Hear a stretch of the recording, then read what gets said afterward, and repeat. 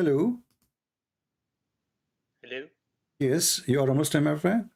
Yes. Okay, you are saying I'm a liar. Why I'm a liar? You lie about many things. Like what? Like like the hadith about Jannah. Which A one? lot about Dahman. It's not a true hadith. Oh, but it is hadith. Yes, but it's not true. It's not What? Okay, so you are saying that this hadith is written by Muslims, but it's not a true hadith, right? Yes, it's not sahih. Okay, let me ask you then. How I am lying if I'm reading what you are saying in your books? That's mean you are the liar, not me.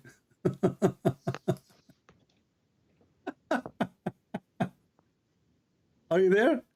Yes, I'm there. Okay, no, you are not there. I'm here. You are there. Listen. So how I am lying if this is a hadith written by you Muslims? You just agreed that the hadiths exist. But in Skype you said to me you are lying, and I call you and I ask you how I'm lying. You said the hadith about Dahman, which means you F her so hard, you push so hard. So how I'm lying, and you Muslims are the one who wrote the hadith, you are the one who preserved the hadith, and you are the one who put it in a book. Because it's a weak hadith. It's okay, hold on. But you are accusing me of lying, but it is you who wrote it. And if it's weak, what weak mean? A weak, it's accepted. It's accepted in limited circumstances. Like so I'm not lying and you are lying then, because weak is accepted, so weak is fine. So you're a prophet. He said the hadith that when you see a woman in the heaven, you will push so hard, and he, he gave you the sound, Dahman, which means you will be, excuse my language, extremely hard non-stop. So what kind of a prophet he speak and say such a language? No, it can be used to help people, encourage to join heaven. It's not used, but it's not sahih. Okay, so you encourage people to join heaven because you are going to F the women there so hard. No, but there will be virgins in heaven. Okay, but you are the one who said this hadith exists, and you are the one who mentioned that this is da'if, correct? Yes. Okay, but according to At-Tabarani, he said this is sahih. What? No, I don't think he said so, because all scholars say it's not sahih. Okay, it says here أخرجه الطبراني في المعجم الكبير, etc. And so okay, but anyway, so you Muslims are very confused about what is very authentic and what is so authentic. But this is not my problem. Here, look what it says. If we ask the Muslims what the word nikah mean, what you will say? What nikah mean? Nikah means marriage, because look what it says here. This is your Islamic website, and this is Lisan al-Arab, which means the dictionary of the tongue of the Arab. وَدَحَمَ الْمَرْأَ يَدْحَمُهَا دَحْمًا أي نَكَحَهَا. So when he F the women, he pushed so hard, that mean nakaha. So why you Muslim to lie to us and you say the word nakaha mean marriage? CP, if we commit zina, that there would be so much zina in our countries. But so if nikah means zina, then why zina is not popular in our countries? As I know that your zina is very popular in your country. Which country is yours? Like in Saudi Arabia. Well, this is here in front of me. This is Islamic TV station in Turkey. And in Saudi Arabia, I don't know if you've been in Saudi Arabia or not, drugs and prostitution is #1 flourishing business there. Just order a limousine and you will see what will happen. This is your Islamic TV station from Turkey, my friend. So what do you mean zina is not, just go right now, search in YouTube, if I go right now and type just 2 words in Arabic in YouTube, you will go crazy. You want me to show you? We will go.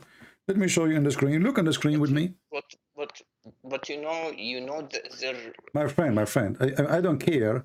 I don't care what people do. People do crazy stuff, everywhere. So don't claim that in your country you don't have zina. Islamic countries are, go to Morocco. What is #1 business, in Morocco? Drugs, prostitution. Go to all those countries. Go into Europe. Who is the one who in charge of prostitution? So don't tell me we don't do those things. But we don't judge religion by what people do. People, they do things. Religion can teach the opposite. But your prophet taught you to do adultery. And not only that, your prophet, he taught you that adultery is a destiny, correct? No, adultery is not a destiny. Okay, so can you read for me the hadith I'm going to show you on the screen? If it's sahih, I will. No, it's not sahih. It is very da'if. Read it.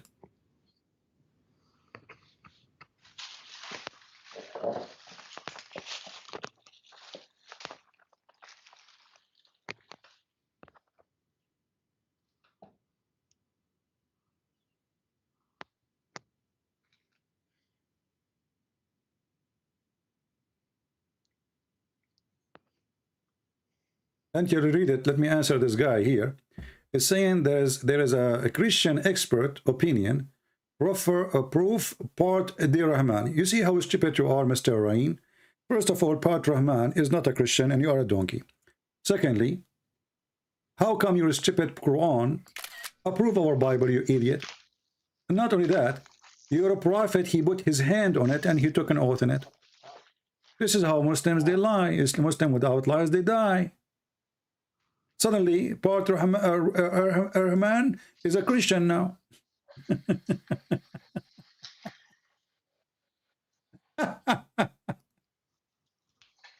Anyway, did you read what in the screen, Abdul? Oh yeah, okay. I can see. Okay, read it. Okay. Okay, read it.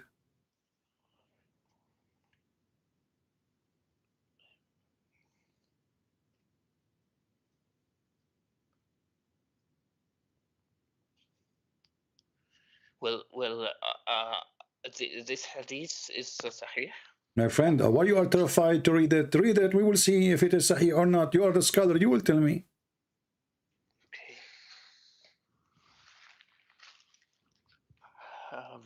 Verily, Allah has fixed the very portion of zina. So it basically means that we have sins that are destined to us to commit, because. But a second ago, I asked you. You said no. I said to you, adultery in Islam is a destiny. You said no. I mean that Allah does not want us to commit adultery. How he don't want you to commit adultery? And you just told me that means destiny. A second ago you said that. What's wrong with you? You just said, after reading this, you said, well, adultery is a destiny. You said that. You forgot? Okay, I mean, I didn't mean that. I meant it's not correct. It's not. What you mean you don't meant? I meant you meant. You don't mean. I did not mean what you meant. I meant. Listen carefully. It says, verily Allah has fixed the very portion of adultery which a man will indulge in. So you like it, you don't like it, you want to do it, you don't want to do it. Allah wants you to do it, and Allah forces you to do it. Actually, it's not a choice. It says the fixed portion of adultery which a man will indulge in, which of necessity he must commit. It's not up to you. So when Abdul, he says to us, Islam is against adultery, I laugh, because Allah is the one is forcing you to commit adultery. Allah is the adulteress, and the one who force you to adultery is a pimp. Your God is a pimp, my friend. Okay. Let me explain. Adultery does not mean that you commit adultery. Adultery by looks. So no, everyone. No, adultery. Your prophet, he count for you how you do adultery. He said adultery by look, adultery by touch, adultery by effing. Read it. Yes, all of them is a destiny. The adultery of the eyes, lustful look. It says. It says here, my friend, he count for you adultery of an eye, which mean by look, adultery of a lustful, and this is what Muhammad did when a woman she walked by looking at her ass. Adultery of a tongue, adultery of a speech, adultery in the heart, and then adultery of the private part. Okay. All of this is a fixed portion. So let me ask you, CP, like in Christianity, there is also destiny. So No, we don't believe in destiny. Destiny, the only destiny we can talk about in Christianity, it's a penalty as an example, or like you are born to die. That is something you cannot change, and you don't have a choice to reject. But we don't believe that God, he made me commit adultery, and he decided for me I'm going to sleep with somebody. As an example, a Muslim woman, she called the sheikh in the TV, and she said to him, I am over 30 years old, and I'm afraid that I'm getting old, nobody will marry me. So the sheikh, he said to her, don't worry. The prophet, he said in his hadith, it's written in every vagina the name of the one who will if it. So he is telling the women, it's a destiny. If somebody written in your vagina to if you, his name is written there. It's your religion. This is not my belief. So you don't have like Jesus, your God doesn't know where when like if we're if there is if you're Abdul, adultery. you are very confused between what God knows and destiny. Destiny is he decides for you what to do, not about knowing what you will do. Destiny, I make a destiny for you how you will end and what you will do in your life. But knowing what you will do, this is not my not a destiny. This is the power of God. So you are very confused what is destiny and what God knowledge is. Destiny, I decide for you before I created you what you will do. Is it true that your God decide for you before he created you what you will be, what you will do? Yes or no? Well, this is the same in our religion, like the same, like Allah destined, like he knows in the lawh. No, this is not about he knows. You know, focus with me, Abdul. This is not about knowing. I'm showing you in front of you. Allah, he made a destiny, fixed portion of how much adultery you must do. It's not about he knew. You must do. Well, I think you understood incorrectly, but okay. But the thing is, like Islam, if you see, you'll see Islam spoke of the future. Okay, if Islam is false, why did it say like Arabs will be higher in buildings? It said in Hadith. Okay, my friend, if I read the hadith for you, you will die laughing. Do you want me to show you the hadith? Do you want me to give you the hadith and you will die laughing? No, I'm not gonna die laughing. You will die laughing because, okay, because my friend, when you say, yeah, you are the one who sent me a text and you will bust me. You just agree with this one. This one is enough alone to prove Muhammad is a fraud and Allah is a Satan. Because he is forcing you to commit adultery. It's not forcing you, but okay, let's just say he's forcing us. Like if you consider this okay, then okay. So but you see then Islam says a powerful hadith that says that Arabs will be higher in buildings. Okay. So this is not avoidable. The hadith is true. The thing happened, we see Arabs getting high buildings. But the Arab, they have high building before Muhammad was exist. Go to check the buildings of Yemen. No, I don't think. No, what do you think? Secondly, if we read the hadith, people will die laughing. You know, because your prophet, he said, there's things will happen, and when those things will happen, the judgment day will come. No, it's gonna be near judgment day. No, this is, he said, my friend, when Muhammad and he say something, you know, we laugh always because Muslims, they are very confused and they take things for granted without reading. Did you read the hadith yourself? I read the hadith. Okay. Okay, yeah. What it says? The hadith says يأتي زمان يتطاولون الحفاة الرعاة يتطاولون في البنيان, which means the barefoot naked will have higher buildings. All right, but this has happened since when? Since when? Since about 100 years ago. And does the judgment day come? No. Okay, and he said, and when you see the women, she give birth to her master. Well, okay, it happens. But isn't it your prophet? He have a woman. Her name is Mary the Copt, and supposedly she gave birth to a child, and this is the son of Muhammad. That will make him her master. But she didn't have a son. No, she does. According to Muslims, she does. She did have a son, and he died. So this is what happened during the time of Muhammad. And secondly, there's nothing happening here, as you see. And then if you count, you know, Muhammad, he claimed that this is the sign of the hour. He said they are 5. In different hadith, says they are 10. In different hadith, he says they are whatever. So this guy, he keep saying things which is stupid things, and he contradicts himself. So let me ask you, to make it simple. What is the last thing will happen before the judgment day, according to Muhammad? Ad-Dukhan. Ad-Dukhan. What is that? Okay, just a moment. Dukhan, which means the smoke. Okay, what is that?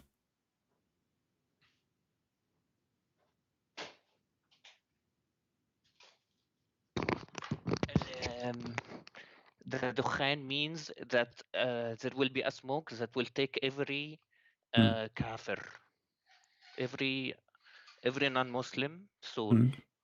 So this is what, before the judgment day? Yes, before the judgment day, it will take every soul after all Muslims die. No, sorry. It's the Dukhan is gonna take all Muslim souls, and it will keep the kuffars, which will happen when that happens. There will be an earthquake, and it will take all non-Muslims. So Muslims will be taken by smoke. Okay. And the smoke, so that they don't witness the start of the hour.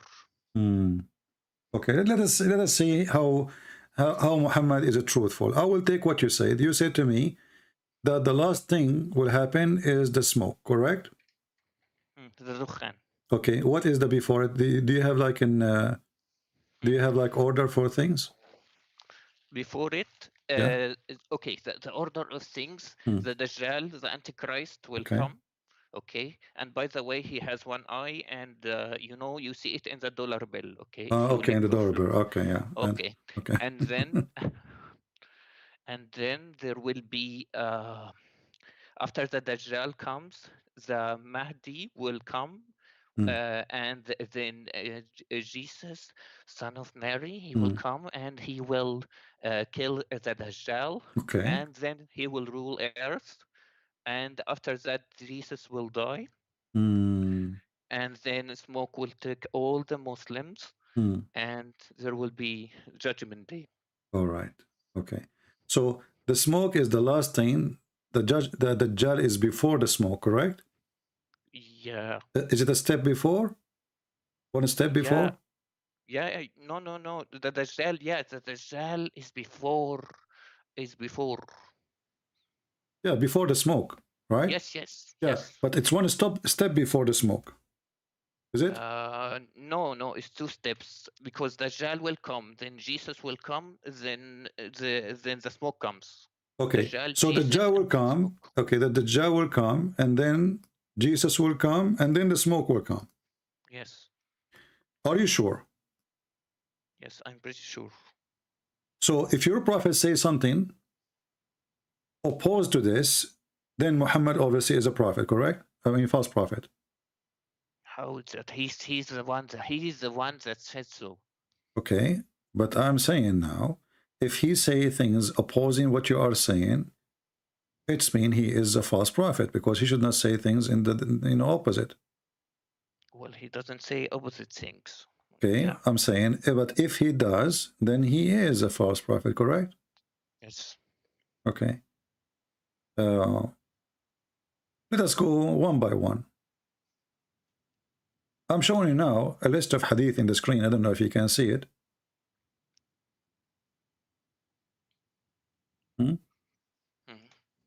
I'm checking, okay? And this is one of them.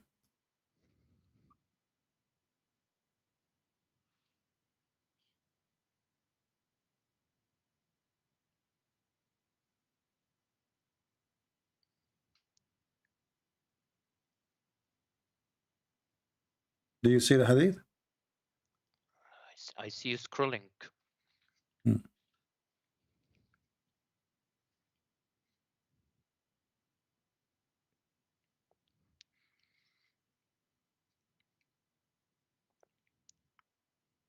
What about now? Still you don't see it? I see. Okay. It says the last hour would not come until Muslims fight with the Turks, people whose face would be like hammered shield, wearing clothes of hair, Okay. and walking shoes of Okay. hair. So what do you understand from this? What I understand from this is one of the signs of the hour. Okay. So when the first time the Muslim they fought with the Turkish? It was a long time ago, so From the time of Genghis Khan? yeah. And where is the Judgment Day? And isn't it the Turkish now are Muslims? Yes. Okay. So how he considered them that this is from the end of the time sign, and those are your enemies. And not only that, in different hadith, Muhammad, he claimed that they are from the people of Gog and Magog, which means they are pure evil. And he's making fun of their look because they are Asian, as you see. He claimed that their face, as if it's hit by a hammer, they have a flat faces, and they are wearing hair, and they are wearing shoes from hair too. So the Muslims will fight the Turks, the Muslim. Did you see the Muslim word? Yes, I see. Okay. So this is a sign of the Judgment Day. And this has happened long time ago. And the Turkish now are Muslims. So Muhammad, he predict a lie about the Judgment Day. And then he predict another lie that the Turkish are the enemy of the Muslims. And they are from the people of Gog and Magog. And when you fight them, this is Gog and Magog fighting you. Okay, you need to understand that this doesn't mean they are Gog and Magog. This means like we already fought them and we battled them. I heard you speaking about this is one of the early signs. My friend, I heard you like pronouncing, saying like Arabic word. Do you know how to read Arabic? Yeah. So if I show you that your prophet, he said they are Gog or Magog, what you would do? I don't think he said so. Okay.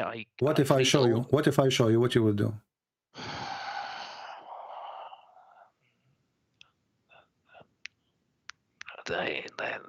Then I'm not reading well. Then I could be considered. I will admit that I don't read well. Let me show you the hadith. Give me a second.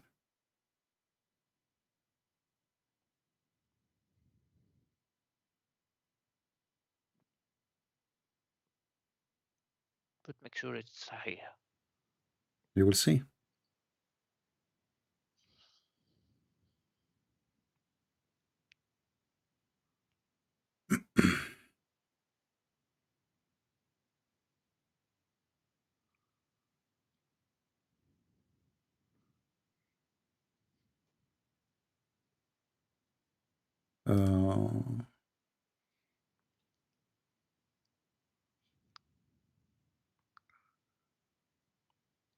What I see from this hadith, this is one of the early signs. It's not the last signs.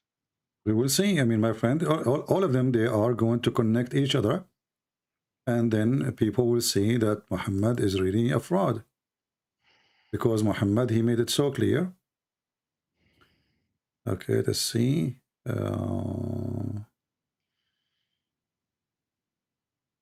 Let us open the tafsir, the chapter of Al-Kahf, verse number 83. And then we will see here.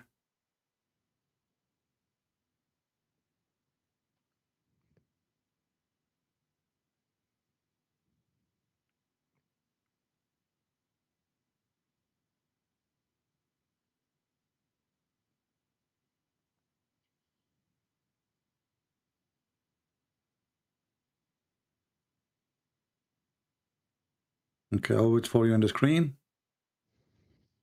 And then we will see what you read for us.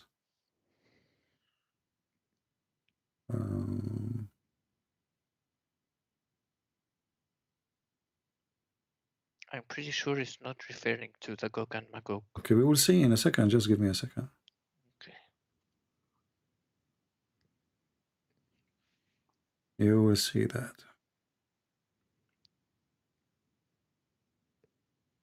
You know, we don't say things unless we can prove it. And we can provide reference for it. Otherwise, there is no meaning of speaking of something.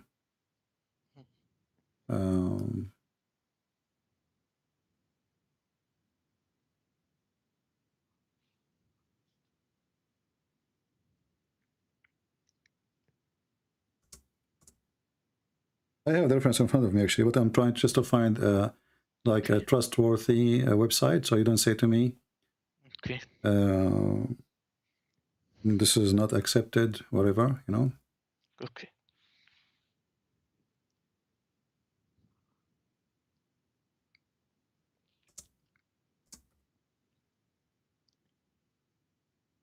All right.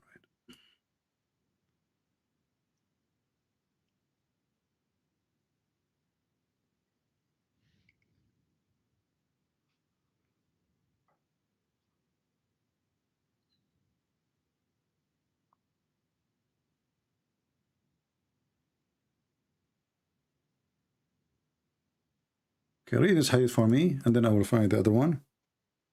Okay. Oops.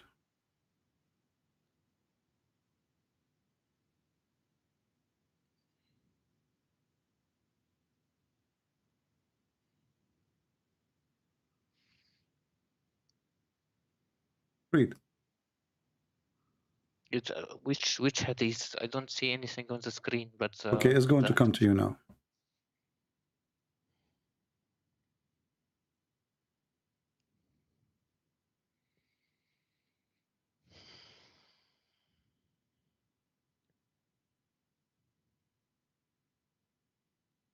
See it now?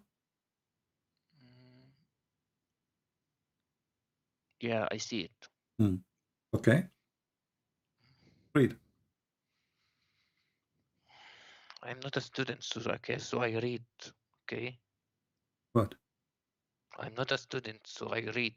I read. I don't need to read loud. No, read so everybody can hear you. You know, we are talking, right? This is people are listening to us. Okay, I'll bust you. Uh-huh.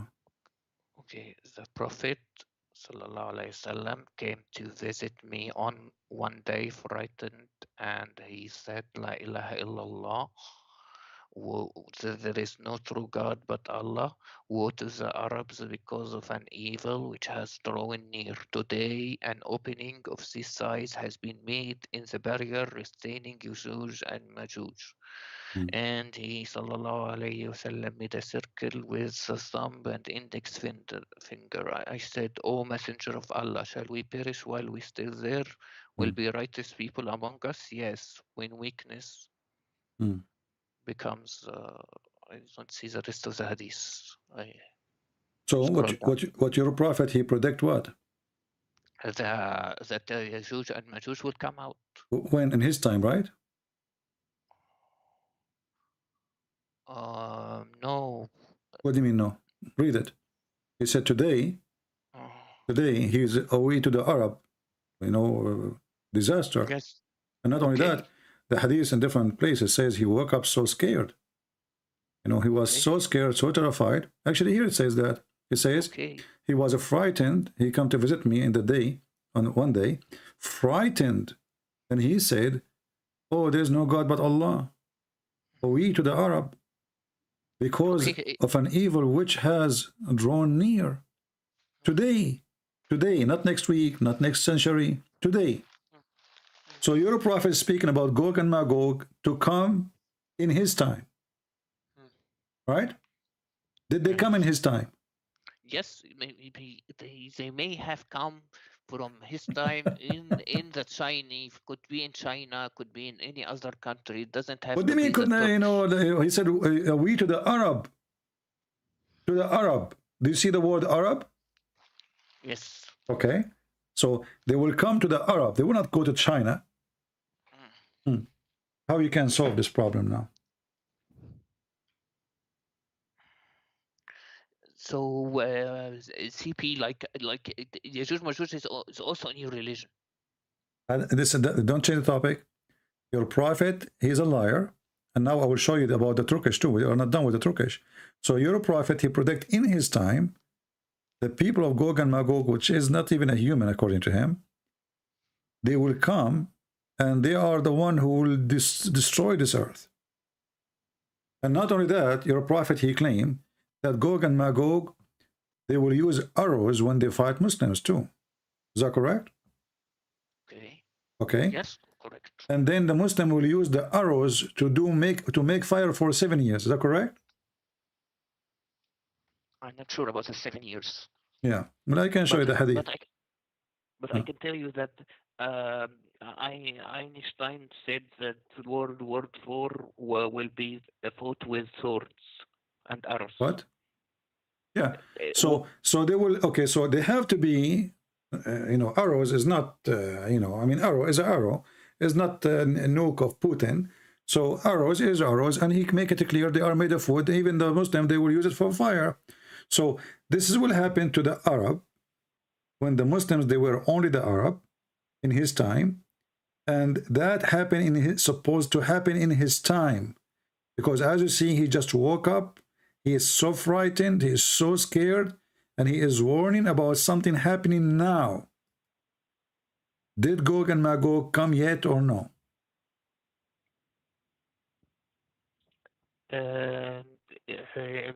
I need just to explain to you that they came out, but they didn't come to the Muslims yet. No. You see, you are ignorant in your book. The Quran says, "Min kulli hadbin yansulun," or yansilun. So they are coming from every direction. So they will come everywhere. They will spread the whole earth. And they are coming in one direction, which is coming to the Medina and to Mecca. So when you say something, you are the one who texts me, says you will get me busted. What's wrong with you? Because the thing is, this is the thing, you did not. Yeah. So when the Quran says that those Gog and Magog, they are going to come from every direction, coming to Mecca and Al-Medina. They are not going to go to China. They are coming from every direction. And they will rush to where? Okay. To the city of Muhammad, the city of Allah. Okay? So now, Muhammad, he predicted that they are coming in his time. And he is the one who made the signs of the judgment day. And he made the people of Gog and Magog, and they are one of the signs of the judgment day. Is that correct? Yes, they are one of the signs. Okay, but this is supposedly one of the judgment day sign is in his time. And until now, we are waiting for Gog and Magog. Okay. So they will eventually come out, basically. But how they come out and they did not come out? They didn't come out to us, to Muslims yet.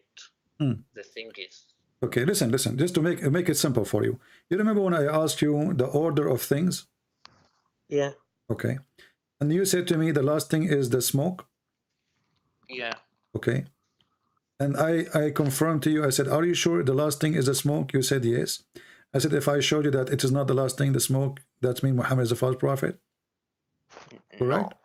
No. Okay. Okay. So now let's focus in the Gog and Magog and the smoke. This is a hadith in the front of your eyes. Allah Messenger came to us. All of a sudden, we were busy. Okay. He said, what do you discuss about? The companion, they said, we are discussing about the last hour. Thereupon he said, it will not come until you see 10 signs. Remember, you count for me few, but now we are 10. Okay, what is the 10th thing? He mentioned the smoke. This is number 1. Then the Dajjal. Then the beast. Where is this hadith? I don't see this hadith. This is the Da'if hadith. Yeah, I saw it. I said, what do you...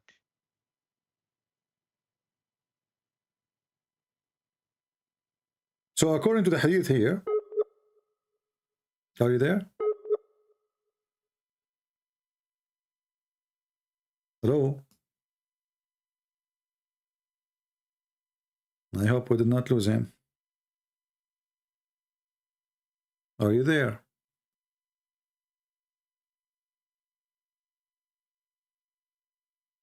Hello? Let us call him again. I don't know what happened. Yeah, I hear you. I hear you. I hear you. Do you hear me? Okay, continue reading then. So as you see here, the first thing will happen is the smoke. The second thing it will happen is what? Okay, it doesn't say in order. No, it says. No, it says, because you have to say it in order, otherwise things is messed up. And you are the one who mentioned to me the last thing is the smoke. So why the last thing become the first now? If it's the last, he should make it the last. That doesn't make sense. So he said the smoke. And then he says, they will not come until you see the 10 signs before. And he mentioned the smoke, the Dajjal, the rise in the sun of the west, the descent of Jesus, the son of Mary. Remember I asked you when Jesus will come? You said after the Dajjal, right? Yeah. Okay, read it with me. So the Dajjal come, here we go, before Jesus. And then here's Jesus is coming. But this is after rising sun from the west. And then Jesus will come down. All right? And then Gog and Magog. So the last thing will happen is Gog and Magog. And then the landslide in 3 places. One in the east, one in the west, and one in Arabia.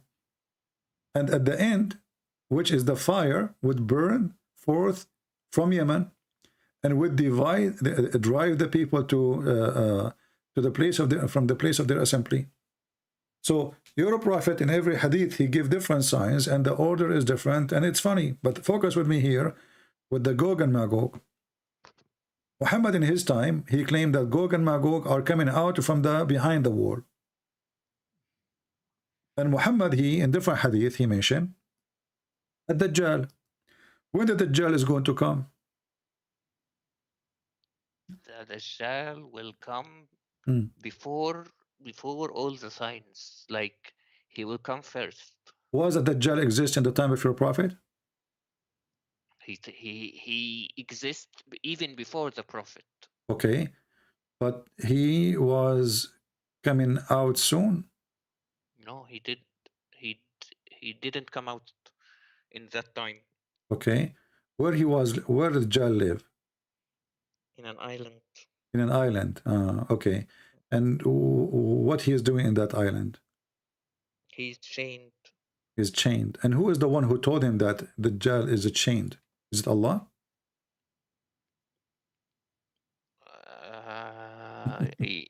Yeah. What? Yeah. Who told him that? Okay, there were sailors who told him that they saw him chained. So a guy he came and he told Muhammad he saw the Dajjal, and when Muhammad he told the people that the Dajjal is an island, didn't Muhammad confirm that from his God? Yeah, he confirmed him with him. With who? With Allah. Where? He just heard the story from this guy. He said to him, he saw him with a woman. Her name is a Jassasa. She is a beast. And then he saw a Dajjal, and Dajjal, he said to him that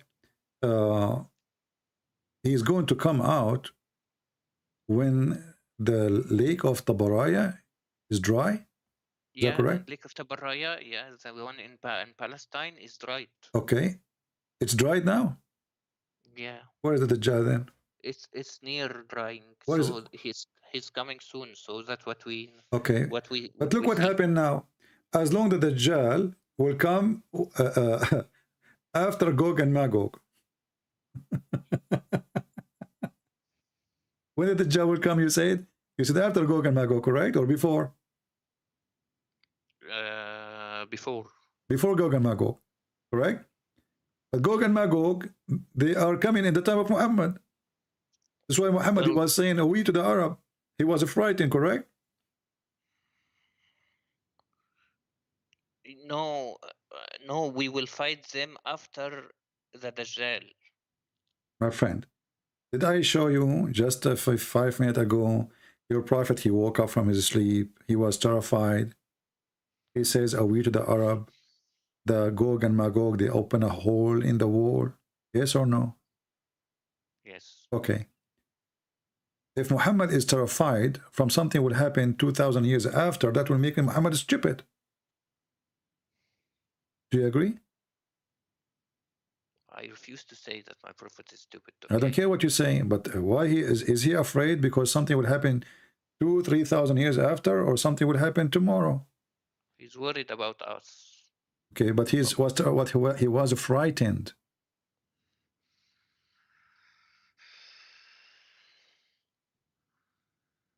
Okay. Okay, and he said to the Arab, right? And when you say you are worried about us, you are not an Arab. So Gog and Magog, if they attack, they will attack when the Muslims are only the Arab at that time. And he predicted that to happen in his time. And he was terrified. And then when he mentioned the story of a Dajjal, he said that Dajjal is exists in his time. He is just in an island. He's terrified about the Arabs because we Arabs in the future. He's worried about the future. What do you mean you Arab? Are you an Arab? Yes, I'm an Arab. Speak to me in Arabic. Go ahead. كيف حالك? No, speak to me in Arabic. Speak. الرسول صلى الله عليه وسلم قال إن الساعة You are not an Arab. Stop lying. You are not an Arab. Whatever, like you're not an Arab. This is not an Arabic. I mean, you know a few words in Arabic, and you're trying to say to me you are an Arab. Why you are lying? I can read you to you any Arabic text. You are not an Arab. Okay, whatever you okay, say. so don't lie. Shame. You know, it's a shame to lie, and you claim to be an Arab. No, you know what? As long as you claim to be an Arab, that will make it even easier for us. Okay. Let us do this. So now we have Gog and Magog, and they are beyond the dam, which Alexander the Great he built to forbid them from coming out. Correct? Yeah. Okay. What is this dam, and where are they? Gog and Magog. Why we don't know where are they? Like just like you. We have right now satellite. We knew even what is under the ground. So why we find oil before we dig. We find copper before we dig. We find, you know, they have like satellite to sensor whatever, blah blah blah blah. How come? And Gog and Magog, they are huge in number. The ratio of that Gog and Magog is 1,000 to 1, which means if we are 7 billion, they are 7 trillion. So okay, how come we could not find one of them? Okay, so just like you can't find the Gog and Magog in your religion or the Antichrist. No, we do not. We don't have Gog and Magog. It's in my religion like yours. Your prophet, he's told about Gog and Magog, and the Bible is about a location. Doesn't even say people who they are behind the dam, and it's a location. You're a prophet. He come with the story, and we do not know where the story coming from. Well, I admit that we don't know where they are. Okay, but hold on. The Quran says that Alexander the Great, he built a dam made from copper and iron, correct? Okay, this is when, how many thousand years ago? Before the prophet, like from the time of Alexander the Great. So listen, if I build a wall since 4,000 years ago, 3,000 years ago, 2,000 years ago, from iron and copper, what will happen to this wall?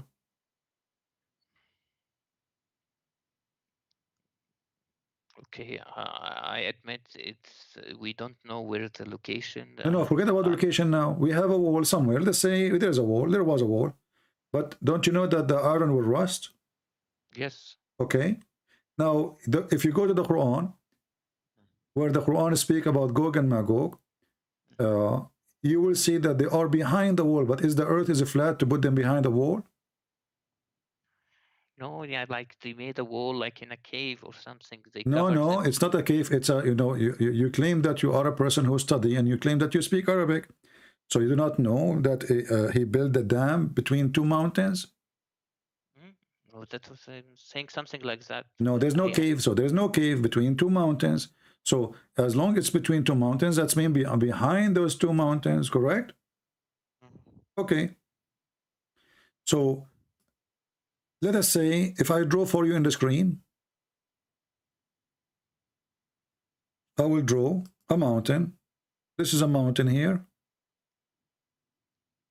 And this is a mountain here. And now we build a wall between those two mountains. All what those people need to do is just to go from the other side. The earth is not a piece of cake and there's an edge where nothing you can continue. They can just go around the mountain. They can even climb the mountain. So what building a wall will do? See, he built more than one wall, like a wall from the side and from the other side to make sure they don't pass. What other side? It says he built a mountain between he built a wall between two mountains. Why you are adding things? Why you are adding things to the Quran? He built another wall. Where it says that?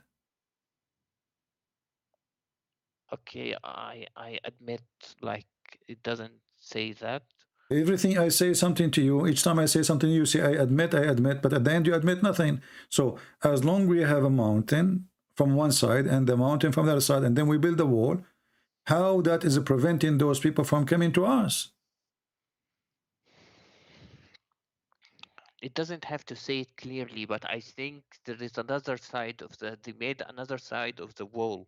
Okay, let us say we build, how many walls he built? That could be two walls. So okay, basically it doesn't let us say we build two walls, but still they are between two mountains. Correct?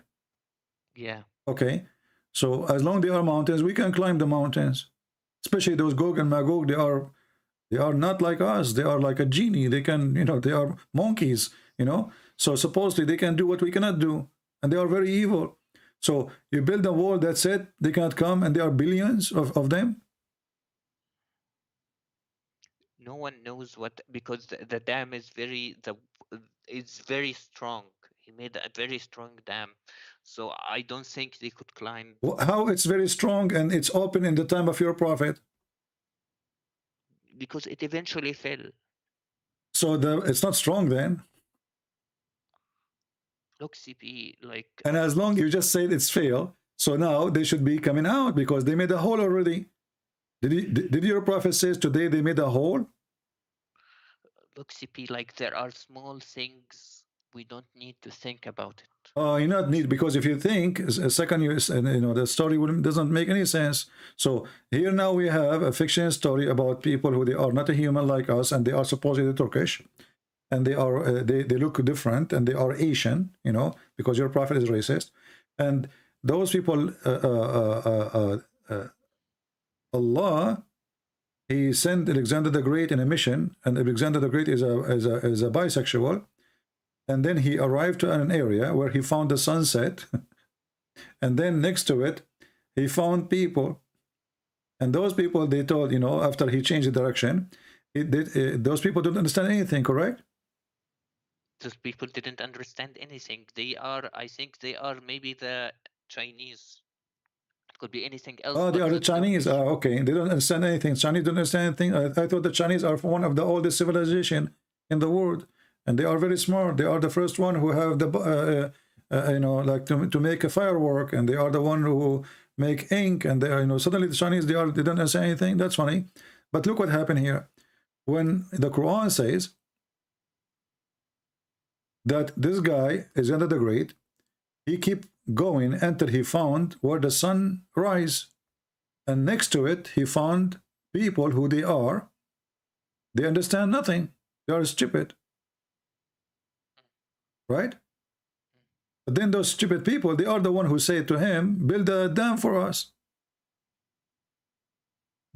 Build dam for us? They were not the Magog. They were the other people. They didn't. No, this is Gog. This is for Gog and Magog. Yes, I know. The countrymen told them, please build a dam because we don't want the Gog and Magog to come to us. Okay, but how they are people who they are stupid, they can't understand the word, and they are the one who told him a very smart idea like this. Who doesn't stand? Those people. No, not Gog and Magog. The people who he found them. He found the sitting place of the sun, which is stupid. Where does it say they don't understand the things? Those countrymen. Chapter 18, verse number 93. Show me, I'll bust you. Bust me, it's in front of you.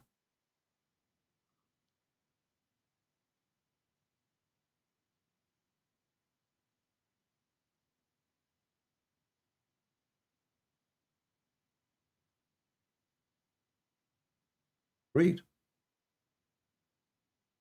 It says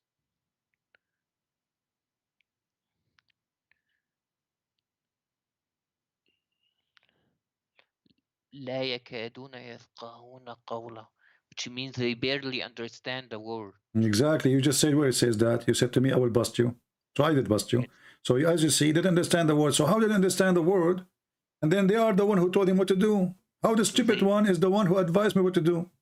They barely understood the word. It's very different. Like you may talk to another foreigner person, but if he doesn't, he can understand some words and he doesn't understand other words. Like he could just point. He doesn't.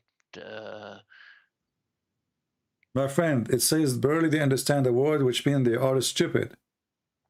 And let us go for the sake of argument, they don't understand the language he speaks. But how they don't understand the language, and they told him, even they said his name, and they said to him, look what he said. They said,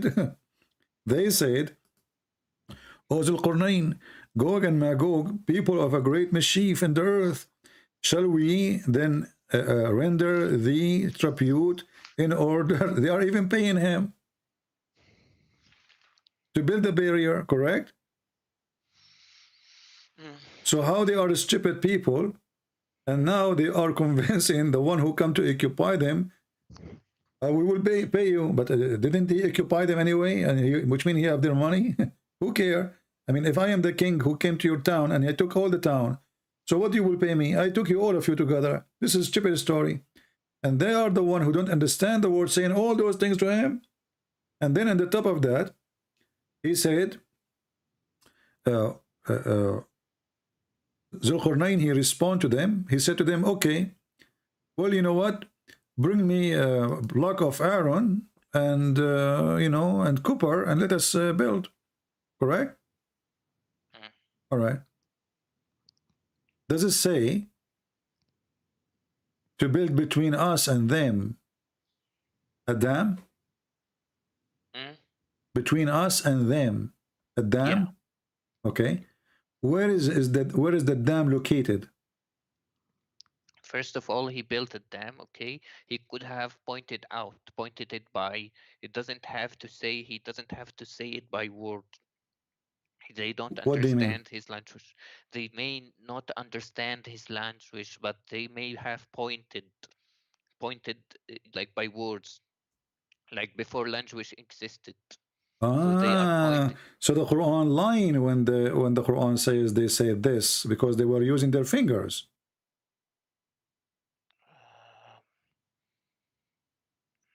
That's mean they did not say that. They used their fingers to talk to him. You don't have to point at the small stuff. You don't need to. No, we have to show how stupid Muhammad is. Remember. You're causing people to doubt. Like. So do you doubt now?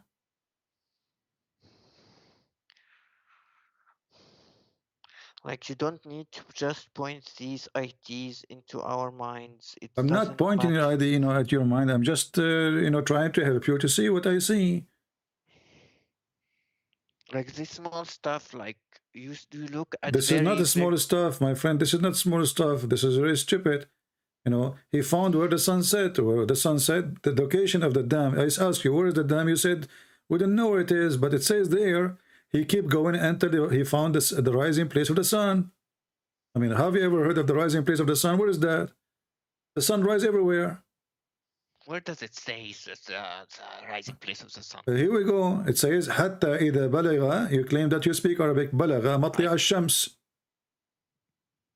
وجدها تطلع على قوم, until he arrived to the location where the sun rises.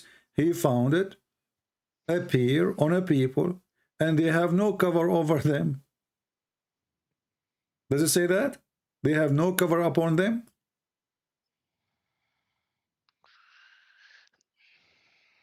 Like it says that it doesn't, like the sun came to them because he lived far away from them. What do you mean the sun came to them? The sun come to them? The sun come to them? Rises to them. No. What rises to them? حتى إذا بلغ. بلغ, until he arrived to مطلع الشمس. He arrived where the sun rise. If you go a few verses before, you will see until he reached the sitting place of the sun. So your stupid Quran is saying clearly that there is a sitting place for the sun and there is a rising place for the sun. Who in the world want to believe in such a garbage? Do you? There is a rising place for the sun according to your intelligence. First of all, you're pointing about small details and causing. This is not small details. This is proof that Muhammad is a fraud. Look, this guy, he kept going until when he came to the rising place of the sun. Where is that? He found it. He found it rising in a people.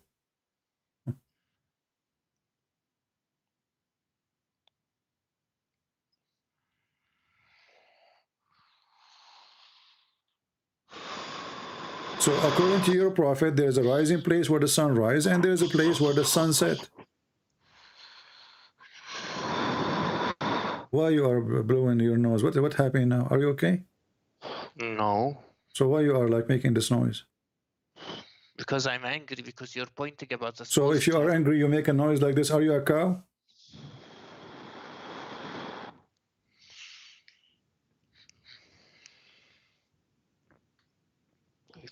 He came to the rising place of the sun.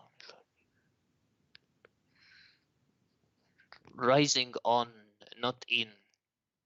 Okay, so does it make a difference? The pray for, not to. It's rising in a place. The sun, he entered, he keep walking until he came where? The rising place of the sun. He found it rising on, not in, for sure. It's not rising in their ass. It's rising on them. So what kind of God he think that the sun rise in a place, a certain place, the rising place of the sun? Where is that? The sun rise everywhere, even in the North Pole it rise.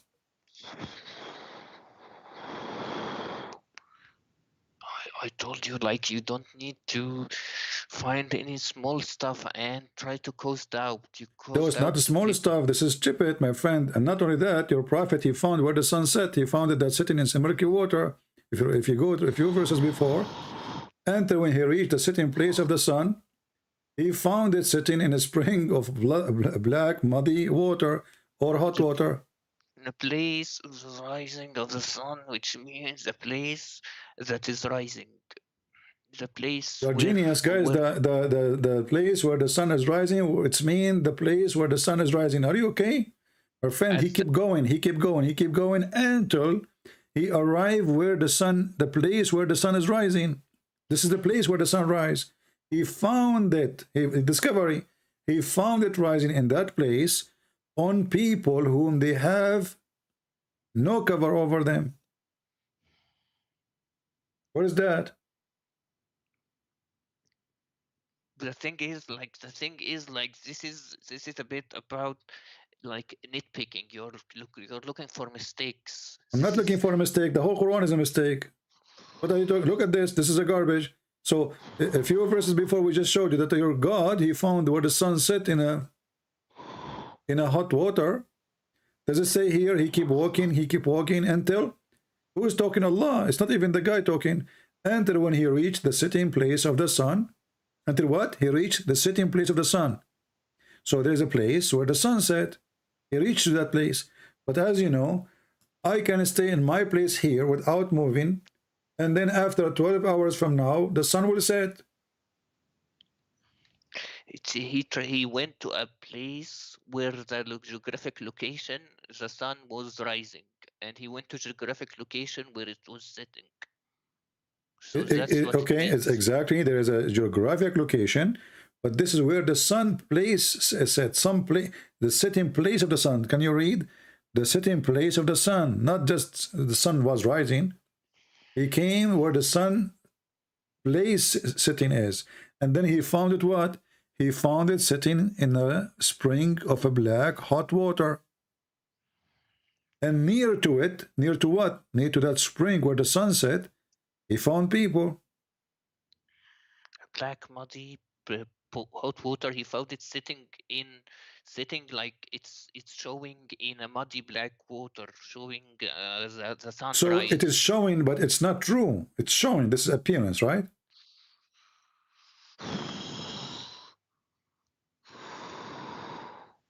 There is a view where the mud, where sun is on the mud.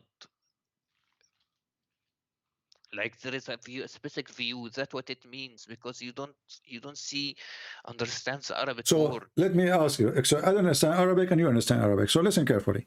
So if somebody understood this, that the sun is sitting really in a spring of water, are you saying he's stupid if you understand it this way?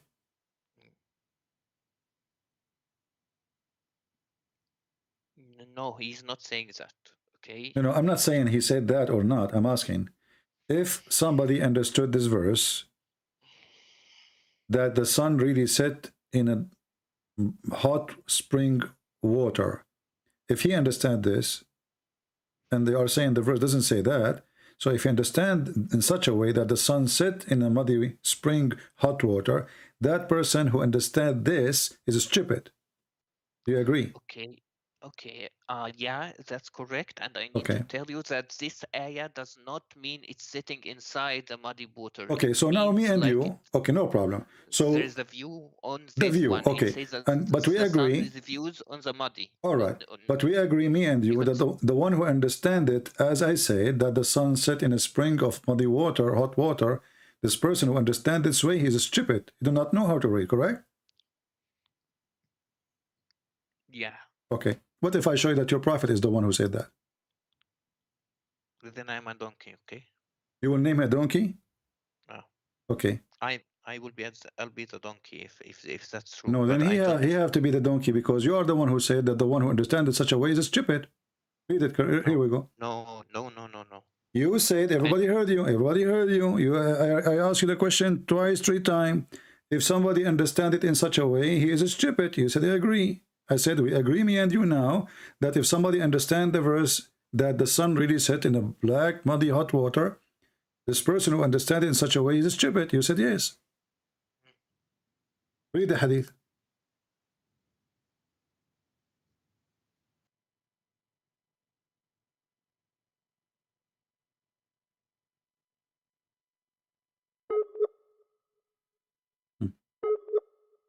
Now the connection decided to be bad.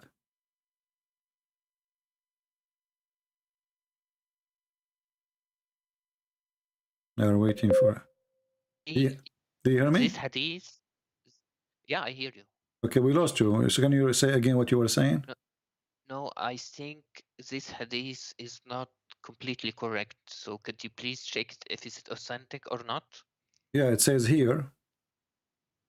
Read it. Where does it?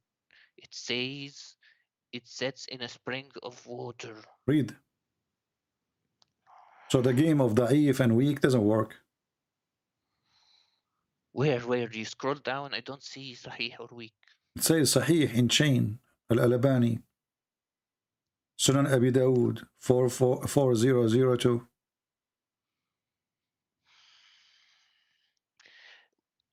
The ulama said this hadith is not completely correct. What ulama? You never heard of it. A second ago, you never heard of this. Otherwise, you would never say, yes, the one who understands this way is stupid. I'm not saying that I'm not saying he's incorrect, but this been answered by many people. You never heard this before. You just heard it from me. Where you got this from? That the ulama believe, the scholar, they believe it's not correct. And if the scholar don't believe it's not correct, isn't it this is the scholar saying it's correct? Okay, if you search in Islam QA... My friend, I do not need to search. You speak Arabic, right? Read carefully. You claim to speak Arabic. It says Sahih or Isnad. You'll find refutations for this. You are going to refute your prophet in your Quran then. Because the Quran confirmed the Hadith and the Hadith confirmed the Quran. So how in the world the Muslim will come with a meaning against what your prophet said and what the Quran said?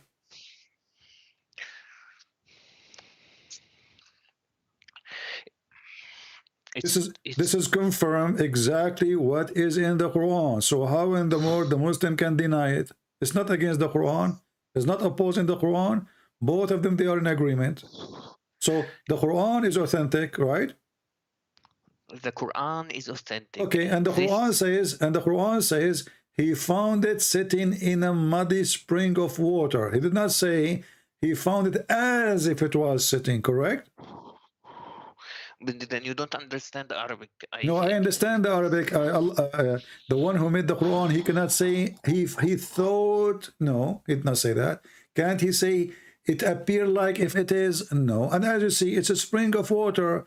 He You know, found it. He found it. وجدها. وجدها. He exactly. found it. Found is a report of a fact, not imaginary. When you say I وجدها. found, when I say I found, you are talking about something is true. It happened. It exists. It's not a theory. It's not a thought. It's not imaginary. I found it. If you go inside your house and you found, you know, I found my donkey eating the grass. You are reporting a find. It's not I thought. And the one is talking is Allah. It's not even the guy.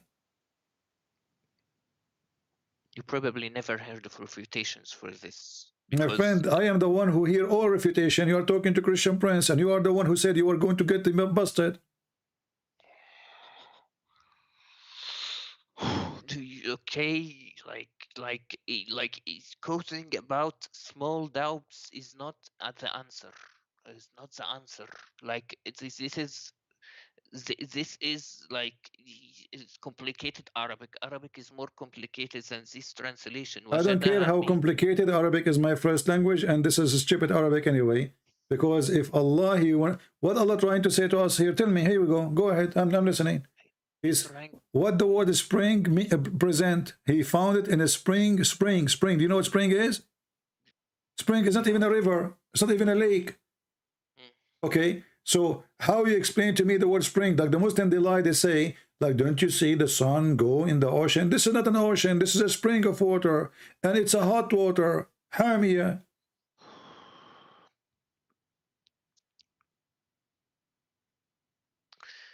The thing is, you're picking and choosing which to cause doubt. You're picking your you know, you are being funny now. You are being funny because the whole program is about your prophet is stupid, and you are telling me I'm choosing the whole. What choosing? The whole chapter we are reading is a joke.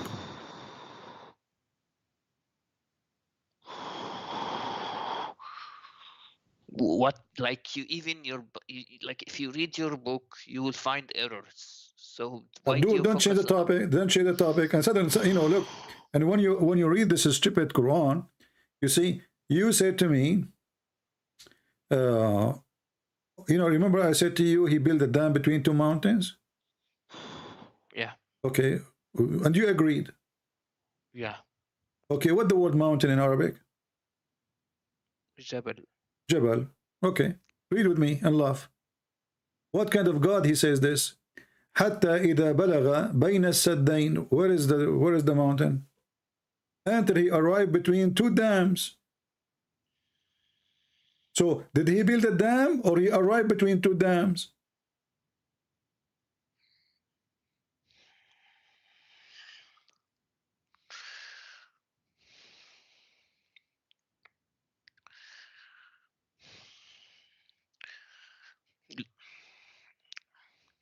Look at the errors of your own religion. Why here we go. Okay, if you are saying in my religion there is error, again your prophet is stupid because the Quran says Allah he confirmed what is between our hands.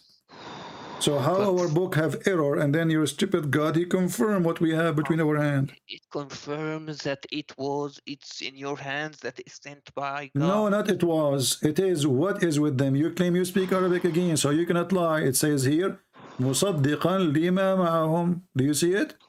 لِمَا مَعَهُمْ, which is with them. Chapter 2, verse number 89.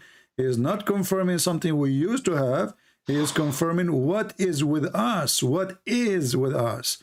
So when Abdul says to us, your book have errors, we laugh because that again will make your prophet look like a joke because he confirmed what is with us. So wherever you go, your prophet is getting busted. But it also says, woe to those who write the book with their hands. Exactly, that means Muslims because it is you Muslim who write the book in your hand. Isn't it you Muslims? You write the Quran with your hand. Did Allah wrote it for you? No. What do you mean no? No. Isn't it the Quran says, Inna alayna jam'uhu wa Qur'anahu? It is on us to recite and to collect the Quran, Allah saying? It says like it says that to jama'hu in our minds. What our mind? Okay. No, no, don't lie. It is on us to collect it and to proclaim it. This is chapter 75, verse number 17. So the one who will collect the Quran is Allah, and the one who will proclaim the Quran is Allah. It's not you Muslims. And this is why when Muhammad died, there was no Quran. Because of this verse. No, the Prophet wrote the Quran in the Sahaba wrote the Quran as well. Okay, and then Uthman, he burned all the Quran, correct? He didn't burn any Qurans. He burned the Quran. You know, do you want to show you reference? Show me the reference. Okay, but before we go to Uthman, the Quran you are reading today is Quran of who? Quran of Uthman. I thought you are following the Quran of Allah. Yeah, Quran of Allah collected by Uthman. Okay, but the verse here saying that the one who collected is Allah. It is on us to collect it. Uthman is Allah.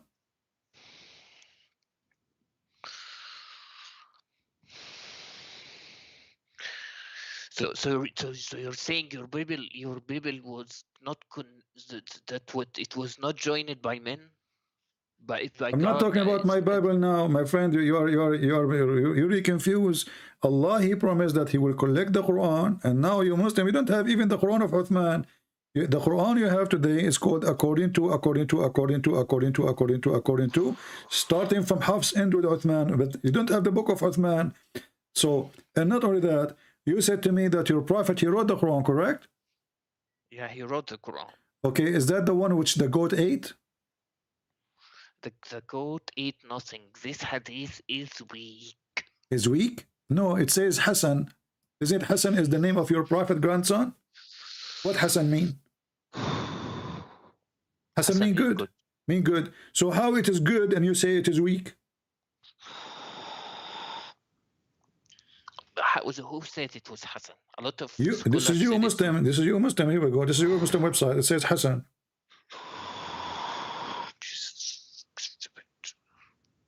The Muslims are stupid, right? I agree. No. You said that. You said this is stupid. This is the Muslims stupid. I heard you. I believe everything that in the hadith and okay, Quran, listen. It says here the verse of stoning to death and breastfeeding for adult 10 times revealed. Can you recite for me the breastfeeding for adult 10 times? I'm listening. That's abrogated but not enrolling. No problem. It says abrogated, but do you know the verse? How you abrogate something you do not know? The verse of stoning abrogated. I'm asking about the breastfeeding for adult. I like breastfeeding for adult. It's my favorite. What kind of God he order his followers to do breastfeeding for adult?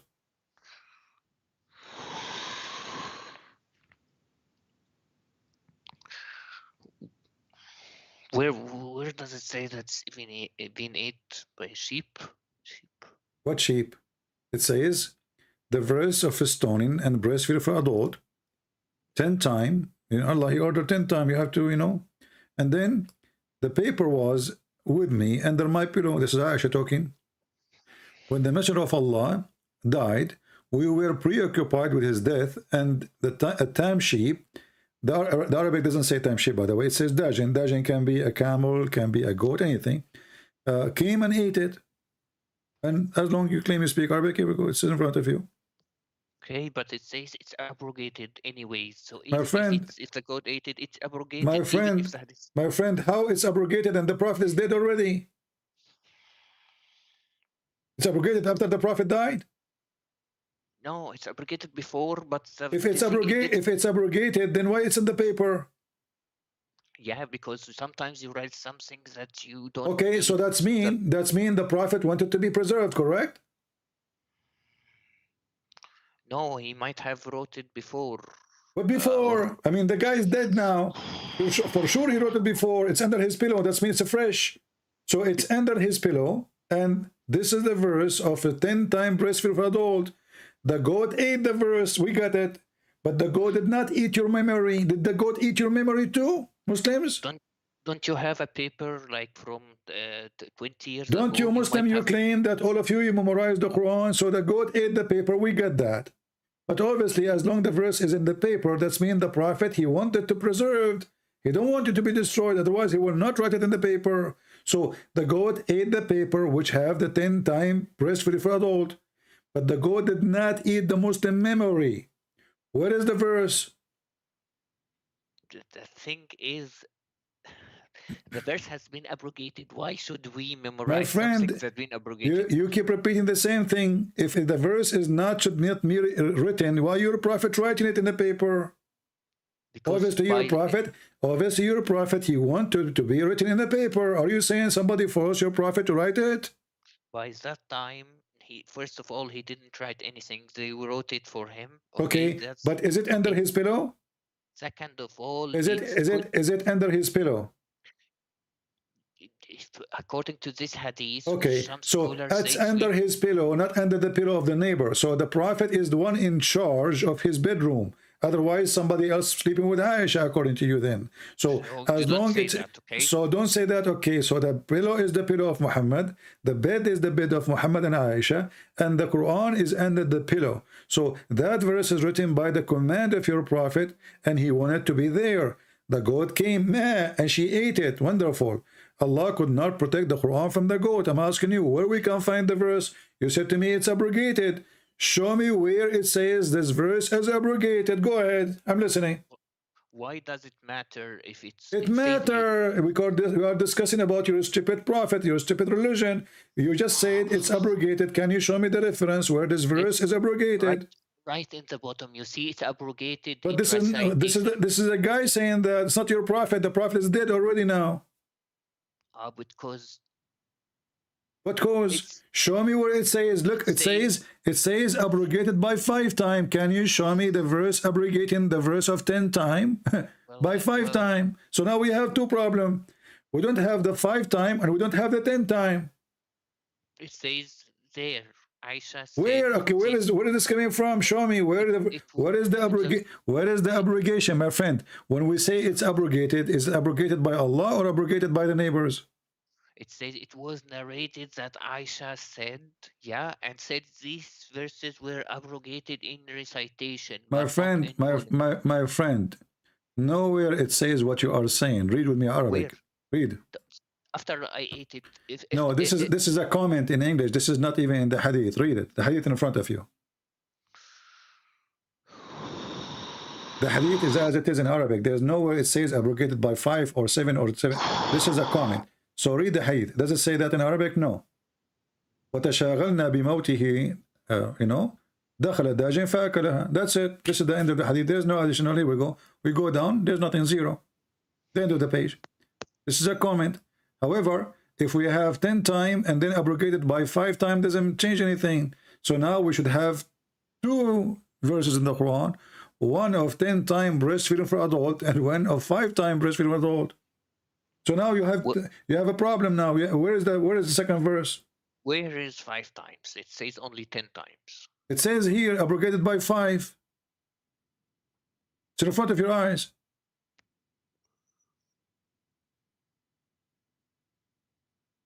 It doesn't say. Where's the number 5? Here, it's in front of you. Can you highlight?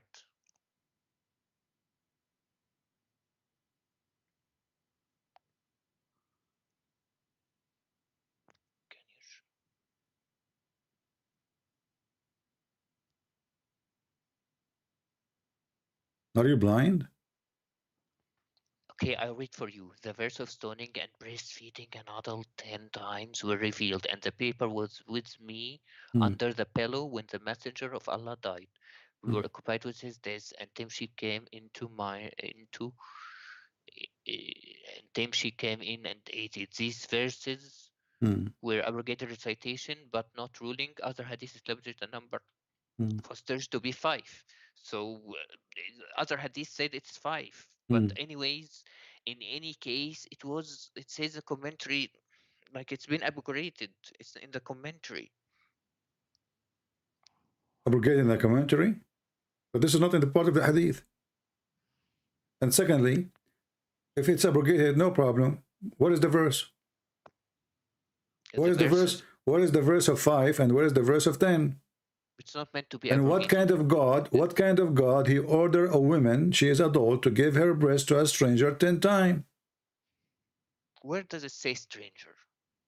Well, does it say breastfeeding? Does it say breastfeeding for adult? An adult, not okay. Is this adult? Is this adult your son?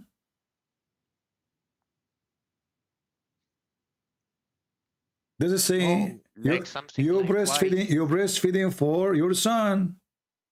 Maybe the neighbor, he's a child, okay, but we are talking about adult. Do you Muslim women give your breast to your son when he is 18 or 19 or 20? Do you do that? Okay, the thing is, this hadith is a lot of scholars say it's not sahih, first of all. Second of all, even second of all, first of all, and third of all, did Aisha, she practice breastfeeding for adult 10 times? CP, you are getting on my nerves. I'm getting wherever I want to get, my friend. You are in trouble. Is it true that Aisha, she ordered her nieces to do breastfeeding to anyone when it enter upon her? Yes or no? No. Read the hadith. It's in front of you.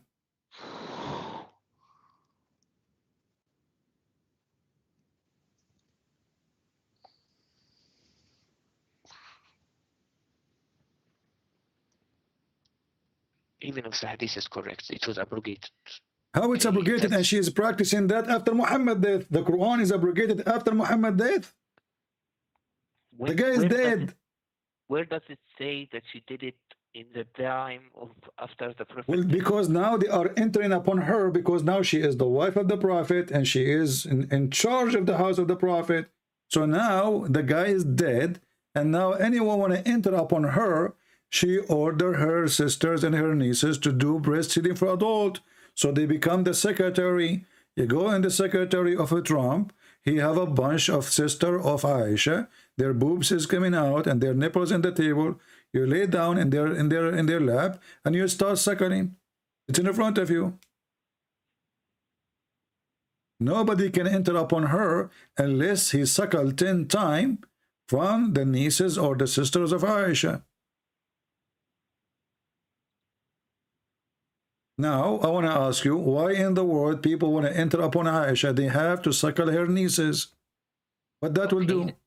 They may have suckled her when she was, when they were small. Like, because... What do you mean her small? This is Aisha now. She is a prophet wife. And those are adult men. This is why it says breastfeeding for adult. Listen. Are you stupid or what? It says, does it say breastfeeding for adult? Whom her sister, the daughter of her brother, had nursed, and she did not admit those who were nursed by the wives of her brothers. Muslim women, they can see a child, no problem. But if it's a man, there's a problem. Because they are men, before they enter to Aisha, they have to suckle her sisters. It's obvious. Let's read the hadith, okay? Read the hadith, read it. He related to me from Malik, from Abdul Rahman ibn al-Qasim, that his father told him that Aisha, the wife of the Prophet, may Allah bless him and grant him peace, admitted those whom her sister and the daughters of her brothers had nursed, and she did not admit those who were nursed by their wives of her brother. Can you give me the Arabic translation in the Arabic words? Read it. The Arabic part.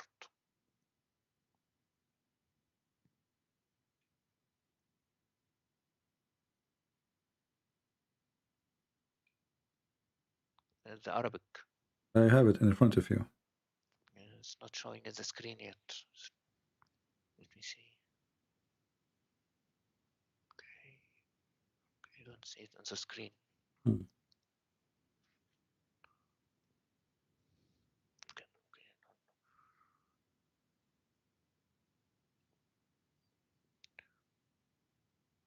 Okay.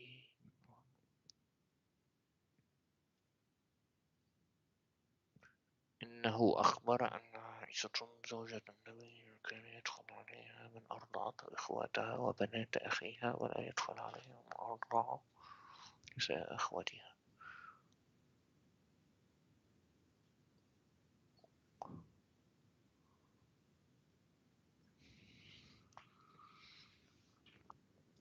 It says like they enter her home. They enter her home, like they don't go and get breastfeed by her. They enter her home because she breastfeeds them when she was big, because we consider, because you know, CP, when you adopt someone, when a mother adopts someone, she breastfeed him. First of all, adoption is forbidden before the death of Muhammad, when he did decide to sleep with his own son. So don't play that game. This is not adoption. And according to Islam, a woman, she do breastfeeding for adult, still she can have sex with the man, still she can marry him. I can show you the fatwa. إرضاع الكبير لا يحرم. So don't play this game with me. You cannot.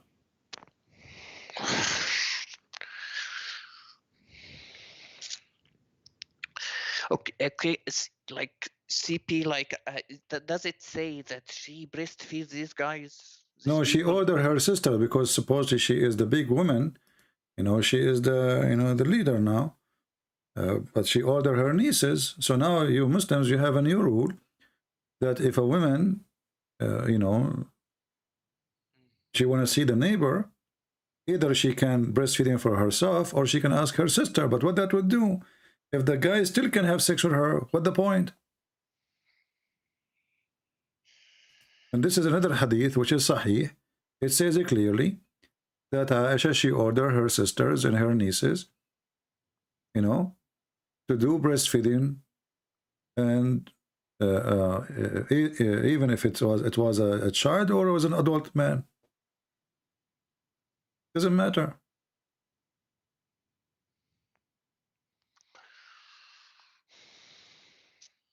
When you speak Arabic, it says here وَإِن كَانَ كَبِيرًا. Does it say that even if he's old? She were called, her names her father, when his father has become like a foster son. She gave 5 years. He's social, but Allah later will what you know with your first it gave you a priest, she gave him 5 years and become like Salim was do you see it says وَإِن كَانَ كَبِيرًا? Well, in I don't see like it. I move it to you in Arabic. تأمر بنات أخوتها وبنات أخواتها أن يرضعن من أحبت عائشة أن يراها ويدخل عليها وإن كان كبيرا. 5 رضعات. Does it say that?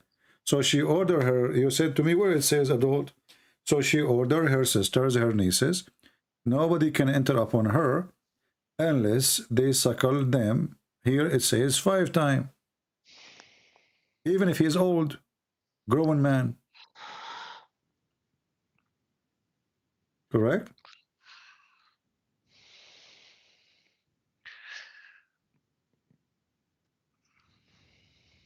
Is this hadith sahih? Yeah, this is sahih. Here we go.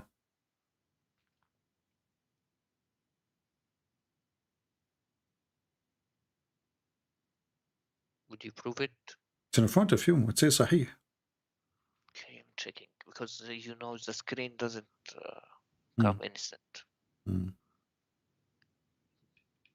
me check.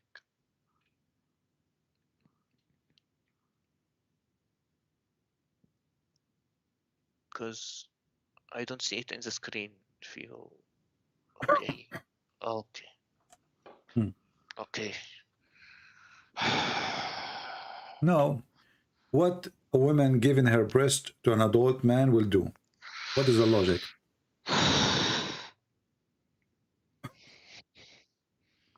You have 1,400 people listening to you, and I want you to convince them. What is the logic that adult women, she gave her boobs to a man? What that will do exactly? That will make him excited. That will make him horny. I never heard of a religion, in order to see a woman, legally, you have to suckle her boobs first. So in Islam, we cannot shake hands with Muslim women, but we can suck their nipples, hold their breast, and put our hands around their waist. What kind of religion this religion is? You do realize a lot of scholars. What's sakrurar? What's sakrurar? Who cares sakrurar? Ma sakrurar, my friend. This is your religion, and this is your prophet, and this is. And listen, the one who revealed this verse is Allah. I don't care what the sakrurar are saying. And as you see, all reference saying that Aisha, she practiced that, and even she ordered her nieces. So you Muslims at the time of Aisha, you have suckling club.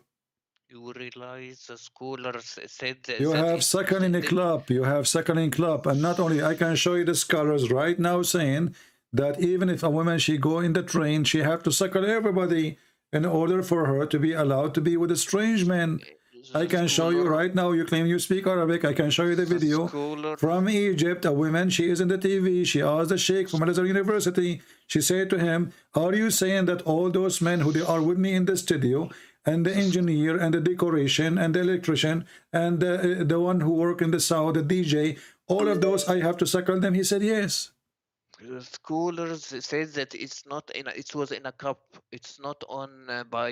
That is stupid, because you speak Arabic as you claim, and now you cannot run away from this. How it is in a cup and it says yarda. Yarda from radda. Radda, which means you use your lips. Rida'a min al-majaa. You don't, yarda is not a drinking. What cup? And I will go with this stupid thing. Let us say in a cup. So now the women, what she put in the cup, this Sahla bint Suhail is not even a young woman. She don't have even a child. So do you think women, they have milk in their breast? Anytime you squeeze it, milk come out? Do you think they have a tank full of milk? This is stupid, my friend. They have no milk there. So we were suckling what? So the scholars you are talking about, they are a scumbag trying to find a solution for the stupidity of your prophet. And your prophet, nowhere he said to the women, go and give him a drink of milk. He said, ardi'i. This is why the women, she said, how I'm going to suckle him? Did your prophet say to her, suckle him, or he said a drink? Not only the scholars said that, the Sahaba. No, there's no Sahaba. That's false. Show me the hadith where the Sahaba says that. Don't go there, my friend. Did your prophet say suckle, or he says drink? Do you see the book? Look. What the name of the book? Suckling. Do you see the name of the book? Suckling. So when those stupid ones, they say to you that this is a drink in a cup. So why it says suckling? Suckling is not drinking. Drinking is something, and suckling is something else. So when I drink now the milk of the cow, I'm not suckling the cow. I'm drinking milk. There's a huge difference between suckling and drinking. As you see here, it says he had nursed them. She's doing nursing. Does it say he said suckle him? Cedric, like it says, suckle him. Do you see the word suckle? Do you see the word? Do you see the word suckle? Do you see the word suckle? Do you see the word suckle? Suckle him. He did not say give him milk to drink. And this woman, she is not that young to give her breast have milk. The word rida does not always mean direct contact. No, it means that. This is why the word is suckling. And this is why the woman, she said, how I'm going to suckle him and a grown man? If it's just a drinking, you can anyone drink, all of us will drink. So she said to him, she said to your prophet, the woman, Sahla bint Suhail, she said, how I'm going to suckle him and he's a grown man? So she was surprised of the word suckling. If it's just a drinking milk, oh, everybody can do that.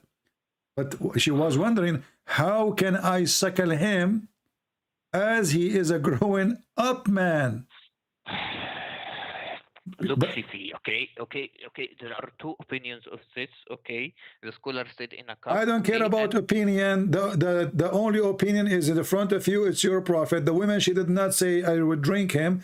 I will give him milk or water. Otherwise, she will not be surprised. She said, how can I suckle him and he's a grown man? So what the problem? The problem, he is a grown man and I'm going to suckle him. If it's a drinking, that's not a problem. She will not be surprised. If he said to her, give him some milk from your breast in a cup, then she would say, okay. But here, because he's saying suckle, then the Muhammad, he says, well, I know he's a grown man, and he was laughing. Okay, let me explain something. Okay, there are two opinions of this from scholars. So let's just like inconsistency. The first opinion says it's a cup. Okay, the second opinion says it was only one time, like in the time of the Prophet, only one time, and My friend, you see, your scholars are stupid. It's one time, it's 10 times. Who care what that will do? This is stupid. The son is not her son. The man is not her man. He is not her child. He is not her husband. He is not her brother. And he is a grown man. So what giving milk to a man will do? Explain to me. Go ahead. Stupid. Your prophet is making fun of you Muslims. The thing is, are you Muslims are a bunch of Hindus? Are you Hindus? Like you believe the cow is your mother, etc.? No. Okay, so what the milk will do here? The man is a growing man. It's the thing is, it's not about eating. It's about making him lawful to her. What lawful? Still, he can marry her. You can go right now and you can search, is a breastfeeding for adult forbidding the women from having sexual intercourse? The answer, no. لا يحرم رضاع الكبير. Do you want me to show you the fatwa? show me several scholars' opinions on that. Several requests, several scholars. Here we go. Let me show you this fatwa. It says, رضاع الكبير لا يحرم. Here we go. Fatwa number 3901, and this is islamweb.net, and this is your sheikhs. Question: رضاع الكبير. The answer is رضاع الكبير لا يحرم. So what the point? Question is: هل يحرم الرجل الكبير إذا رضع من امرأة؟ أي هل تصبح أمه في الرضاع؟ How about ما صحة? Listen to the question. So what is the correct that the wife of the Prophet, she did that? Here he says, look at the answer. All the four sects of Islam, the four imams of the four sects of Islam agree that the adult breastfeeding for adult does not make anything unlawful, which means the man still, he can have sex with her. Do you see it? It's in front of you. It's in front of your eyes. So what the point of this stupid thing? Still the man, he can have sex with the women. So what the point of breastfeeding for adult? She is not forbidden for him. She is lawful for him. So now the woman, she gave her breast to this person. Okay, still he can have sex with her. So what the point? Okay, there's several opinions. Like what's several opinion? It says here does not forbid you from having the women. So you can marry her, you can have sex with her, you can have kids from her. So what the point of this stupid breastfeeding for adult? Nothing.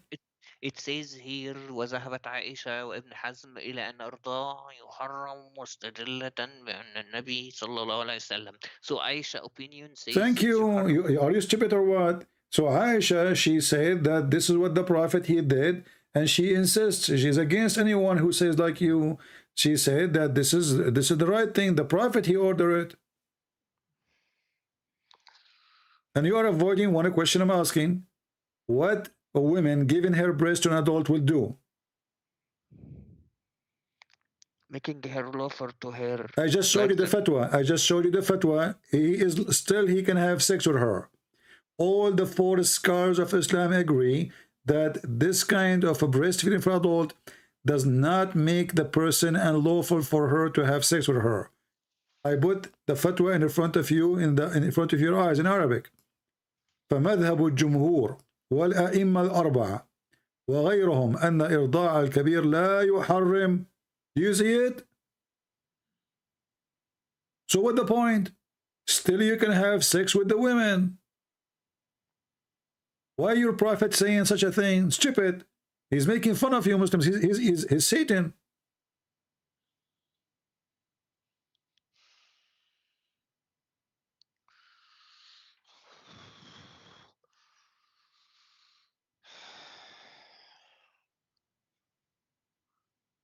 So look what happened now. Wherever we go, we find that your prophet is stupid. And each time I show you something stupid about prophet, you breathe heavily and you are angry, but you cannot answer me. And you are the one who texts me saying, I'm going to get you busted. Isn't it your text said to me, I will get you busted? Okay, but you know, it says Ibn Hazm and Aisha, okay, because several scholars like Aisha and Ibn Hazm said yuharram. That's the point. That's the point of breastfeeding, to make it lawful for her. Okay, so why the four scholars of Islam didn't agree with Aisha if this is the case?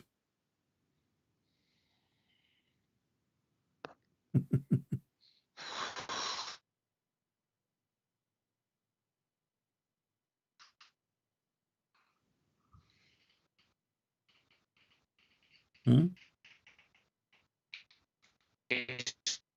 What?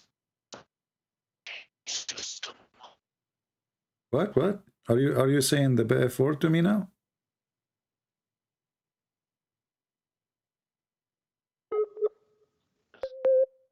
Scroll down in the fatwa. It says in the fatwa, it's for وهذا هو إرضاء عامة الناس، وأما الأول فيجوز إذا احتيج إلى جعله ذا محرم، وقد يجوز للحاجة ما لا يجوز لغيرها. Which means in the fatwa, the imams that said it's lawful, they said it's lawful only on heavy circumstances, like when. Okay, what is the heavy circumstance? Hold on. You see, this is more stupid even. So now Allah, He revealed a verse from heaven for heavy circumstances, but still the man, he can have sex with this woman after suckle her. So what the point? What heavy? Okay, you know, the scholars that said that it's halal, they said it's only allowed only on, it was only allowed under heavy circumstances, like What is heavy circumstance? You know, my friend, the woman, she came to Muhammad, she said, my husband, he's jealous from this guy, he is in our house, he's a grown adult. The prophet, he right away, he said, just suckle him, that's it. He did not say this is only for you. Listen. Are you saying that your God, he sent the verse only for one person? Not for one person, but okay, it was allowed. So listen, no. So this is for everybody. And this is why Aisha, she was ordering her nieces and her sisters to practice it. How come none of the Sahaba, they waged war on her to do that? Why nobody complained? Why nobody stopped her? As you see, nobody questioned that. I mean, what about her brother of Aisha? What about her father, Abu Bakr?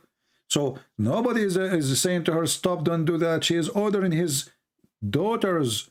She is ordering his granddaughters to Abu Bakr, saying, you have to suckle any man will enter upon me. How come Abu Bakr did not say, well, how in the world you do that? As you see, nobody complained. The other wives of Muhammad, they did not like to do so.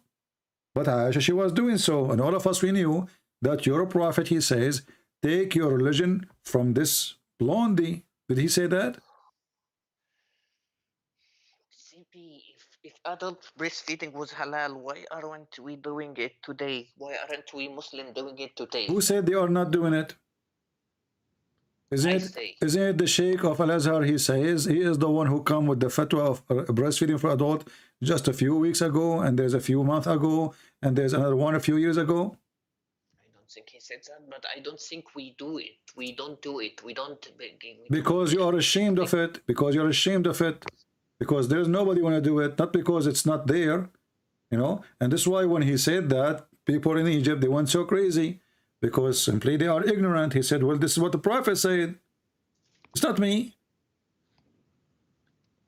You know, a lot of things you say that are allowed in our religion, they are not committed in our Muslim countries. Like, it doesn't matter. You know, there's many things. Here we go. You know, this guy is, you know, sometimes you don't sound like, you know, you are an Arab, but sometimes you sound like an Egyptian. Here it says, Fatwa Irda'ul Kabir. Do you know who is the Sheikh? Look at the screen. Who is the Sheikh?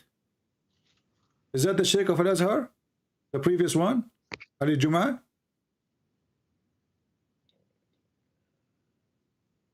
Is it bin Baz? Is that the Sheikh of Al-Azhar? Bin Baz. No, this is Ali Juma. Don't know. I Okay. don't trust. Okay. Trust Well, here we go. This is the fatwa here. You know, and they, you know, they are, you know, and here it says أعاد الداعية الإماراتي وسيم سيف الجدل في قضية فتوى إرضاء الكبير. So until now, this is a old fatwa, and now they are talking about it again, and now they are saying we should do it. Some Muslims, they say we should not do it. So, but the fact is, it's your prophet who claimed that Allah sent him verses, and Muslims until now, the scholars, they are saying that, and this is Azhar University, the highest university of Muslims in the world, saying that everybody should practice breastfeeding for adult. And now I'm asking you, when your prophet, he ordered this woman to suckle the man, why? I know Muslim Yusuf, and Yasim Yusuf is not a scholar. Okay. Okay, what about Ali Juma? I don't know. He's not. The Sheikh of Al-Azhar is not a scholar now? He's a Sufi. What about the Deen or Sufi? So what Sufi? You know, all of Turkey are Sufi. So the Muslims, when you ask you how many Muslims, you count Turkey with them. When we say Sufi, you say they are not Muslims.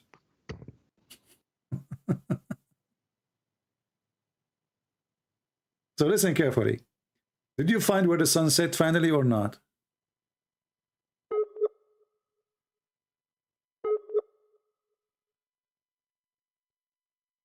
Are you there?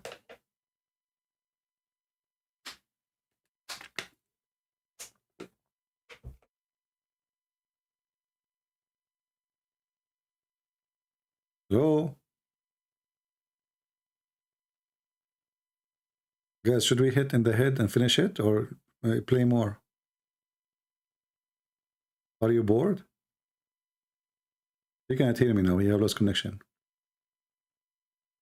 Should we play with him more, or just hit in the head and destroy it?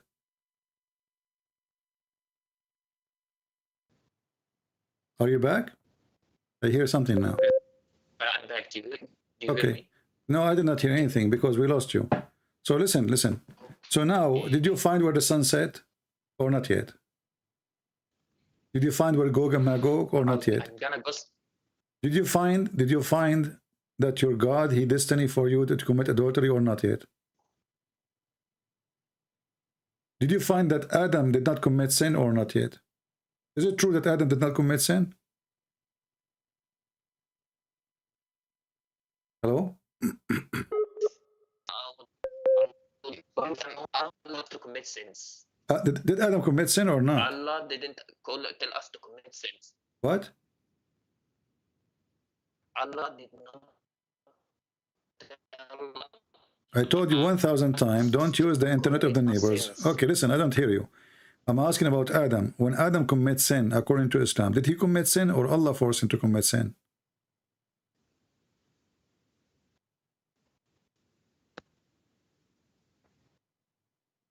Hello? He committed sin. What if I show you that Allah is the one who forced him to commit sin? Do you promise me to leave Islam if I show you that? Because that if Adam did not commit sin by choice, that means all of Islam is a stupid religion. If all of us will commit sin, huh? I promise to call myself a donkey if that's correct. What about you call Muhammad a donkey? No, I won't call him a donkey because why? Because it's not your fault. It's not your fault. The one who said that, it's Muhammad, not you. You need to understand that your religion has so many errors at again, your prophet, here we go. You see, your prophet again, that your prophet is a donkey. Because your prophet, he took the Bible, he put his hand on it, and he said, I believe in thee and the one who sent thee. So if my book have errors, then the stupid Quran keep confirming it, Muhammad keep confirming it, the Abdul in YouTube don't. Read with me. Read with me now. You're a prophet, you know, he said that Adam and Moses, they have a debate. By the way, how Adam and Moses met? In heaven. But they are not in heaven now. How they met? Isn't it your prophet, he said that he is the first one to be resurrected in the day of judgment? barzakh, No. in the heavens before, because there are 7 heavens. No, my friend, the first one to be resurrected is going to be in the day of judgment. So the barzakh you are talking about, this is after that day, not now. I understand sab'a samawat. This is not the question. You are first not going to heaven, 7 sanawat. What 7? The barzakh is not in the sky anyway. And the barzakh is not even an Arabic word. And Muhammad, his story. Listen carefully. Barzakh is a dry land. Is that correct? No. If I show you what you will call Muhammad? I won't call him anything wrong, okay? Okay. Why you will not call him wrong? You said barzakh is in heaven, but barzakh is a dry land. The thing is, barzakh, because the prophet saw our prophets in the sky. What in the sky? Your prophet did not go to the sky. Did your prophet go to the sky, or your prophet he went to Ethiopia? In Isra Ma'raj. Okay, in Isra and Mi'raj, did your prophet go to the sky, or he went to Ethiopia?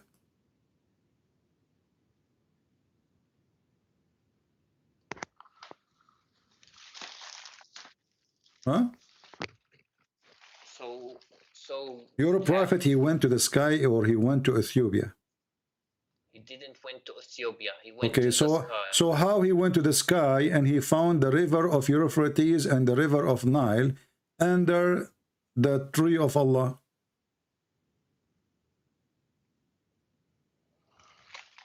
Where does it say that? Okay, be a man and explain. Be a man. Here we go. Read it. Your prophet says that. Your prophet did not go to heaven in the sky.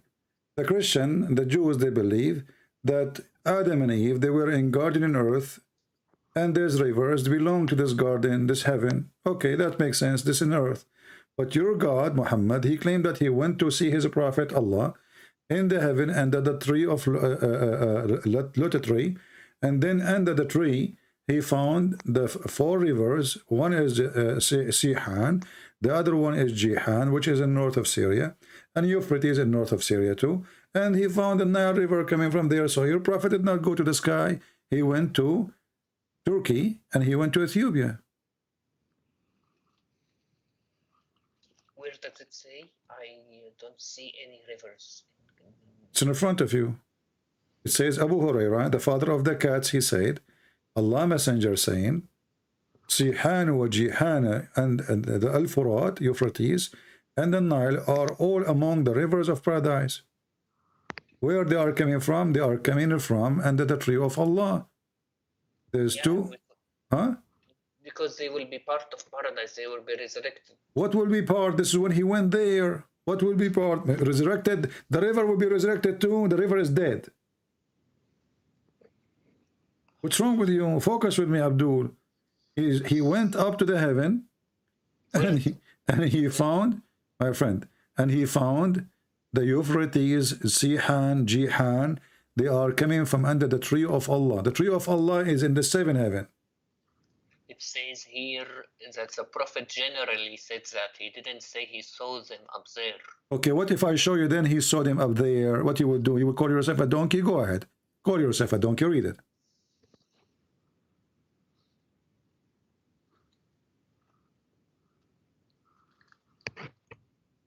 Read.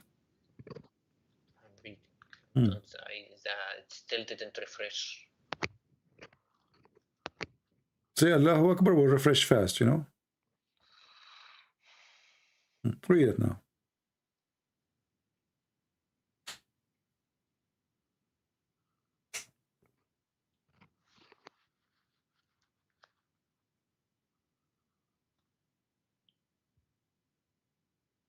Says he didn't see that. He says that Sayhan, Shayhan, Al-Furat. I don't hear you. Keep it close to the from microphone. I don't hear you. It says Sayhan, Jayhan, Al-Furat, and An-Nile are all part of the rivers of Jannah. It doesn't say he saw them there. No, I'm showing a different hadith now. It should appear now in front of you. It says, I was raised to the lot of tree, and I saw 4 rivers, 2 which were coming out, and 2 is going in. So this is in the heaven of Allah, in the last heaven. And now you can call yourself a donkey with certification, as you promised me.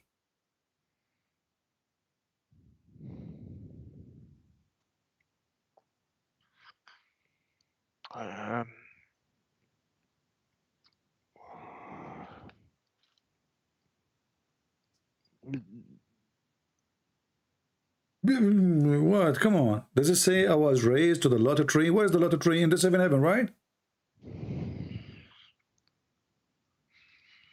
This is the tree which is you walk underneath of it is 100 years, and the leaves of it is in the size of elephant ears, and they are made of gold and silver. And like, doesn't your Bible say? Don't change topic. You said it doesn't say that. As you see, it says that. So your prophet did lie.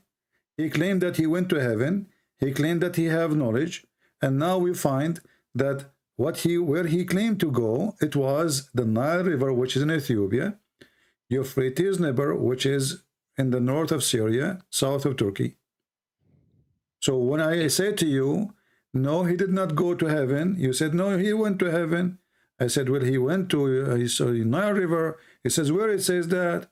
I show you the hadith. He said, oh, well, he did not say this is in the, like when he went there up, he raised up. No. He did not say that. And now I showed you this one, and now still you can making games. I was raised to lotus tree, and I saw 4 rivers. Where is the lotus tree located?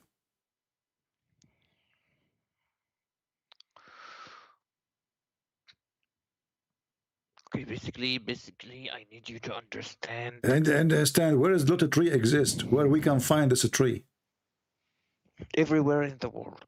What do you mean everywhere in the world? I thought this is only in the heaven of Allah. There's only one. In heaven. But you said everywhere in the world a second ago. No, I don't mean. I mean in heaven, everywhere in the world of heavens. No, it's not everywhere in the world of heaven. Only in the 7th heaven. You're acting like a mule now. Listen carefully. Where do you get this from? It's only in the last heaven where Allah, next to the door of Allah, he lives next door. He's sleeping under the under the tree like a monkey. So this is where Allah live, the lotus tree, and he found 4 rivers coming from underneath of it. Like okay, when it says the New Jerusalem in your Bible, does it mean it is Jerusalem? Don't go there. Don't go there. You don't understand even your book. You don't even understand your book. Don't try. Figure of speech. Not figure of speech. No, he went there and he saw them. He said, I saw them. This is not a new Jerusalem, and this is not a new river. He saw them there in his time when he was alive. He saw them there under the tree of Allah, and he claimed that those are the Nile River, those are Euphrates River, and this is Sihan wa Jihan. I'm gonna get you busted, okay? Okay. I'm gonna get you busted easily, okay? And I'll show you, okay? Basically, Allah who created the 2 rivers, can't he create these rivers again in heaven? Can't he do that? But as you see, he says the Nile River. He did not say other Nile River. He said the Nile River is from the heaven. So he did not say additional river. He says, you claim you speak Arabic, and it would make it more funny. It says here, read carefully if you know how to read, and Nil wal Furat. He did not say another Nile. He said the Nile, the Euphrates, which one? The one we know, not different one. The Nile River, the Euphrates rivers, and those are from the rivers of heaven. So he is not saying 2 other rivers. He says the Nile, the Euphrates. When you put in Arabic the same as in English, when you add the AL before the word, it means something we know. That's why it's called al-Tarif, correct? So does it say an-Nil wal-Furat or a Nile? It says the Nile, not a Nile, which means whatever Nile. The Nile River, the Euphrates rivers, they are coming from under the tree of Allah. And I ask you, where the tree of Allah? You said to me, everywhere in heaven, which is a lie. The tree of Allah, the lotus tree, is only in the last heaven of Allah. CP, I need to ask you something. Like, Ask me if he, something. Okay, ask me something. okay, if God resurrects you to life, okay, can't He create the river again, like in the hereafter, like He But can hereafter, this is Muhammad going now when he was sleeping next to his wife to the seventh heaven in the top of a flying donkey. And hold on, let me ask you here. When you're a prophet, he says he is the first one to be resurrected. And then he go to heaven and he found Moses there, Adam there, Abraham there, everybody there. So why he's saying he is going to be the first to be resurrected between all the prophets? If all of them, they are there already. Because they are alive with their like souls. What do you mean their souls? No, he saw them. He saw them. He saw even Adam crying, you know. And Moses, the Jewish guy, he said to him, when Allah gave him 50 prayer, correct? And then Moses came to him and he said to him, Habibi Muhammad, what Allah gave you, Muhammad? He said to him, 50 prayer. Moses, he said to him, Habibi Muhammad, go to Allah and ask him for discount. So Moses was there for real, not his soul. Stop lying. And this is contradiction, because if Muhammad is the first one to be resurrected, then how in the world Adam, Moses, Abraham, everybody is there, the whole club? They are there. What I understand, they are there with their souls.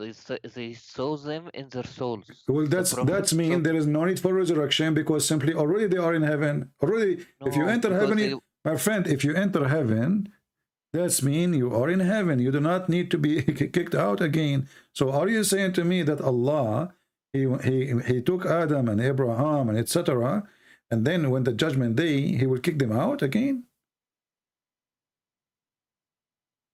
They are not in heaven. Currently, they are... Well, Muhammad, he saw them there. Did Muhammad see them there or not? In their souls, in their souls. No, he saw them with their body, because he saw a guy, he saw a man. He did not say a soul. Do you know the prophets are dead? Their bodies in the earth, but their souls are in the sky. Hold on. Did you say their body is in the earth? Yes. Isn't it your prophet? He says that our body, the earth cannot consume it. It's not consumed. It's there, but not consumed. Okay. So why the hadith says that the prophet of Allah, when he die, he stink?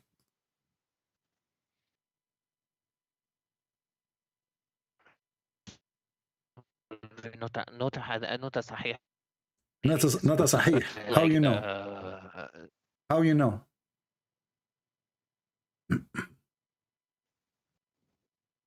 Hello?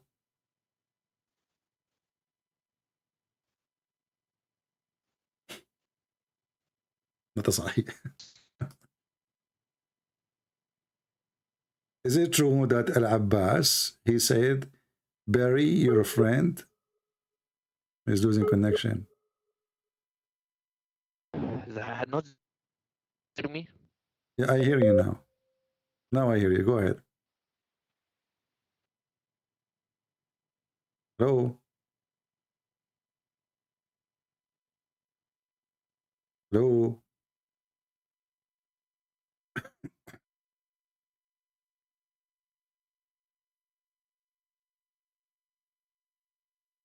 Hello? Hello? Yeah. So, did your prophet stink? He didn't. Okay, he didn't. Okay, so the hadith, the scholars, they say it was a lie. But the scholars say it was a lie. Okay. So okay. Who is the scholars who say it's a lie?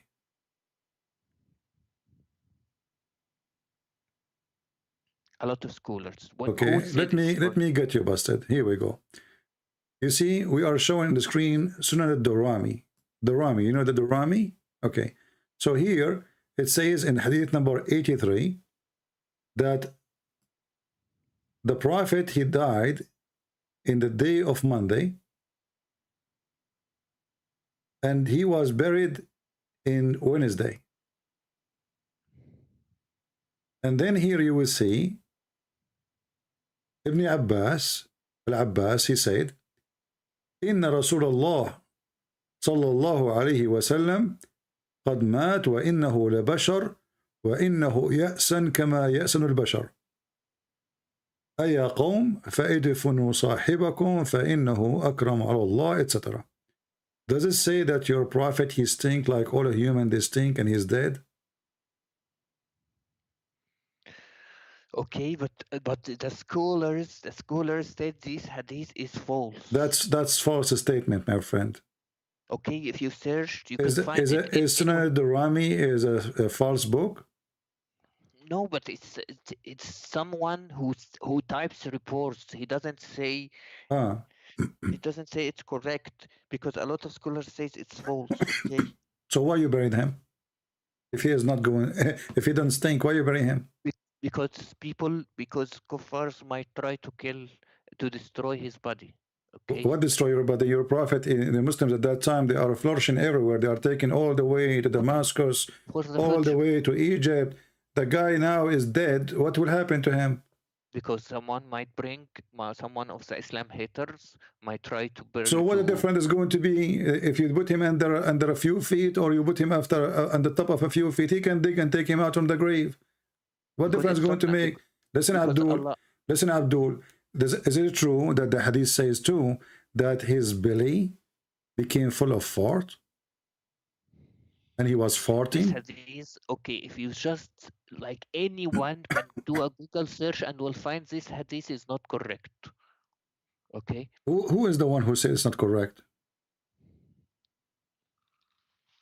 Okay, let me see.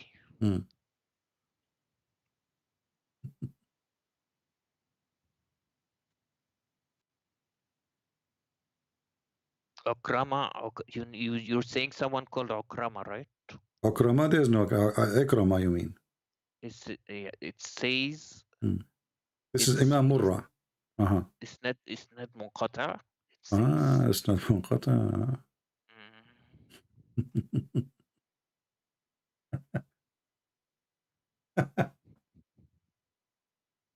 It's everything. Every hadith is false. Okay. Okay, hold on. So if it's false, why it is in your books? I mean, why you Muslims are so funny and so dummy? If those hadith is not true, why you Muslim, you write them in your book and you put them in a book, it's called authentic. So the book is authentic book, and then the hadith is not authentic, and now who says that? Okay, let me explain. Like you have Gnostic Bibles, you have other Bibles. Why are they still there? But you see, this is stupid of you to mention, because simply it is you Muslim who wrote those books, and you are the one who approve it. For us, those books are not our books. You can write a book if you want. They are put in a library. Al-Bukhari, who care about the library? In the library, there's my books too. My books is in the library too. You can go check it out. So, if my book's in the library, does not mean that you Muslims approve my book, correct? I'm Christian Prince, and you are a Muslim. So my books is against Islam. So you cannot use my books to be against me, against you, unless I'm showing you a proof from your book. So those are your books written by you Muslims, not different sect, not other religion, not the Jews, not the Hindus, not the Christians. So when the hadith says that your prophet قَدْ رَبَى بَطْنَهُ وَإِنَّهُ يَأْسًا كَمَا يَأْسًا الْبَشَرِ. Do you know what رَبَى بَطْنَهُ mean? The fact is, what رَبَى بَطْنَهُ? It's not a true hadith. Okay. You are saying without even knowing what the word mean. What رَبَى بَطْنَهُ mean? I don't want to say the word, okay? No, you do not know what it says. You are saying it's not true hadith without knowing what the hadith is saying. What رَبَى بَطْنَهُ mean?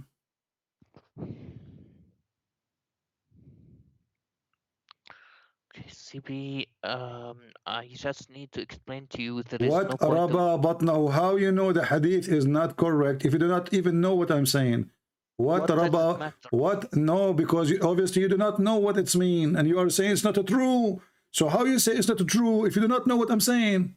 Why does it matter what the word means? Because how you say it's not true without knowing what it says? Because the isnad is incorrect. How you know it's not true if you do not know what I'm saying? Okay, it's not true what?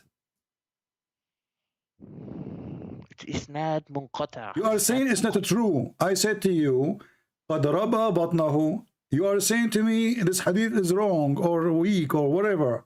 I'm saying to you, what قد ربى بطنه mean? You said it doesn't matter. How you know it's not true? It's weak if you do not know what the hadith is. Because we don't say it's true or untrue until we find the narrators. So how come you said to me not true without finding what I even am saying? You don't even know what I'm saying. And right away you said to me it's not true. Because it doesn't matter what Rabba Batnahu means, because the hadith is incorrect anyways. It's My friend, but you made the decision is incorrect without knowing what is the hadith. Why we don't compare the hadith to anything else. We find the narrations and we say it's but you just said, you see, you are opposing yourself. You just said it's not true, but you do not know what I'm saying to be true or not. I mean, did you understand what I'm saying? Let me repeat again. قَدْ رَبَى بَطْنَهُ. What does that mean? You do not know. So how you know it's false if you do not know what I just said? If there's no okay, first of all, CP, like, stop trying to find errors in Islam, okay? Stop trying to find errors. Let's read together. Let's read together and laugh together. الطبقات الكبرى is الطبقات الكبرى written by the big Imam, the big fat Imam, Muhammad ibn Sa'd. Is he a liar or he is a true Muslim? He writes reports. He doesn't say this is are correct. Like so he report what your prophet happened to him, but he reports something false. He writes them down like something like the Gnostic Bibles. Gnostic Bible, my friend, the Gnostic Bible, my friend. Listen, it says here that it says لما قبض رسول الله صلى الله عليه وسلم when he died, the Sahaba they said قالوا فتربصوا حتى ربى بطنه. They waited. They did not bury him because he said to them, we people of prophet, earth don't consume our bodies. So they believed him. So they did not bury him until Wednesday because he stank. It says حتى ربى بطنه, until his stomach became full of fart and his belly became so big. And when this happened to a human being, his body start breaking wind. He's dead, yes, but because the gas inside his stomach make his belly bigger, bigger, bigger, enter the stomach, cannot take it no more. And then what will happen? The fart will come from the dead body. And this is what the hadith is saying. And you keep saying to me, it's not true, but your Muslim scholars are writing it, and you are the one who said to me, they are reporting it. They are reporting something true or not. Okay. Basically, like I said, this is a report that all scholars say it's weak. Just because it's written there doesn't mean it's correct. Okay, all right. Your scholars are ashamed of your prophet lies, and they are trying to duct tape the story. So your prophet is full of fart and gas is coming. And then the Sahaba, they said, let us bury him, for he stink. But not antana mean he stink. So why those are the companion of Muhammad, they are the ones saying that. Why those people will lie? And why who carry the story from them he will lie to? And all of you are Muslims. Because this is a long narration. It doesn't. My friend, doesn't matter what long narration, short narration. It is you who wrote it. It's you who transmitted it. It's you who brought it. It's you who preserved it. Your prophet was a farting machine. And by the way, is it true that when your prophet he do poo-poo, the earth eat his poo-poo?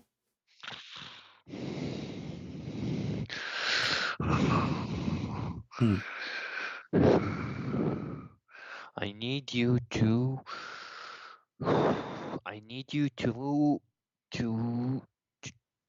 you need to focus more on the hadith that you narrate. A lot of them are weak. This one is weak. These others are like the Gnostic Bibles.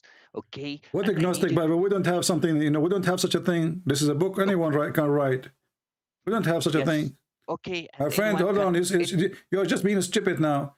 You're a prophet. He took our Bible. He did not take the Gnostic Bible, and he put his hand on it and he swear by it. So stop being stupid. We swear by it. That doesn't mean it's not corrupted or edited. So your prophet, he swear by something is corrupt? That means he's corrupt. The one who swear by something is corrupt. That means he's a fraud. Because it has some truth in it. But he swear all the book. He says, I believe in thee and the one who sent thee. And we do. Okay, but he said, I believe in thee. He did not say, I believe in some of thee. Your lies, most of your books have unknown writers. So listen, is it true that when your prophet, when he do shit, the earth swallow his shit and it was so yummy? What? Is it true or not? Or honestly, I want to be sure. You know, because you Muslims, you have a lot of skills with the poo-poo. So when you Muslims in your hadith report that the prophet poo-poo smells so good, and when he do poo-poo, the earth swallow his poo-poo. Is that true or this fabrication too? Okay, let me ask you something. Okay, don't ask me something. Is that true or not? I don't know whether it's true or not, but I can ask you something like Jesus. So listen. Hold on, listen. Jesus. Don't change the topic. Is it true or not? Are you saying God was breastfed by Mary? Is it true? Is it true or not? I don't know if it's true or not. Okay. Okay. Why you Muslims you write things about your prophet if you are not sure it's true or not? No, there is sometimes I'm not. I can read. We read. If it's authentic, it's authentic. If it's not authentic, okay. It's not Is it true that your prophet he received the chapter of Al-Fatiha when he was doing poo-poo? If the hadith is correct, but the hadith, I doubt the hadith is correct. It never says that. Well, here we go. This is the chapter of Al-Fatiha. And this is the book of Asbab al-Nuzul. It says that the prophet, he received Al-Fatiha. Each time he tried to get out to do poo-poo, he hear a sound saying to him, O Muhammad, he flee. Whenever he went out, this translation for the word baraza, which means he do shit. So each time he want to do shit, he hears someone calling him, O Muhammad. And whenever he heard this, he used to flee. So what the relationship between the Quran and shit? Can you please prove to me if the hadith is correct? I don't care. This is you're the one should prove it to me. This is your book. What's wrong with you Muslims? So you Muslim, you have a book, and you write in your book about your prophet, and you put it in a government website, and you publish it, and you translate it, and then you are asking Christian Prince to prove it to you. It's like something like the Talmud. You know the Talmud? Are you being stupid or not? The Talmud is a book we don't approve. So you don't ask me to prove a book I don't approve. This is your book. So what you Muslim do in order to run away from the stupidity, you ask me to prove that this is a true story. If it's not a true story, why you Muslim wrote it? Because we write all reports and then we decide which one hold is on. authentic. Let me ask you, did your prophet order you to write all report?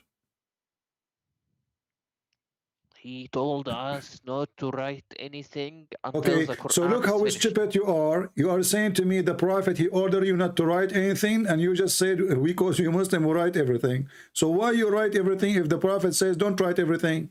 After he dies, he told us not to write anything while the Quran is being written. He said to you, don't write everything after he died or before he died? Before he died, while the Quran was being written, because to make sure it not mixes with the. No, you're a prophet. He says anyone who write anything beside the Quran, he should erase it. Did he say that? Yeah, for the moment. He did not say for the moment. You are a liar. Show me where it says for the moment. Okay, let me see. There is a hadith that says, "Hadithu anni wala haraj." Okay, here we go. Speak about me. Okay. And no problem. The same hadith is in front of you. I'm showing it to you now. But this is the same hadith says, don't write anything about me. Okay, but it says, what does it say next? It says, Hadithu anni wala haraj. Talk about me, no problem. Talk about Hadithu anni, which means tell the people about me. Yes. But he did not say to you to write anything about me. Correct? Yes. Okay. Yeah. As long as you're a prophet, he ordered you not to write anything about you. Why all those books written about him?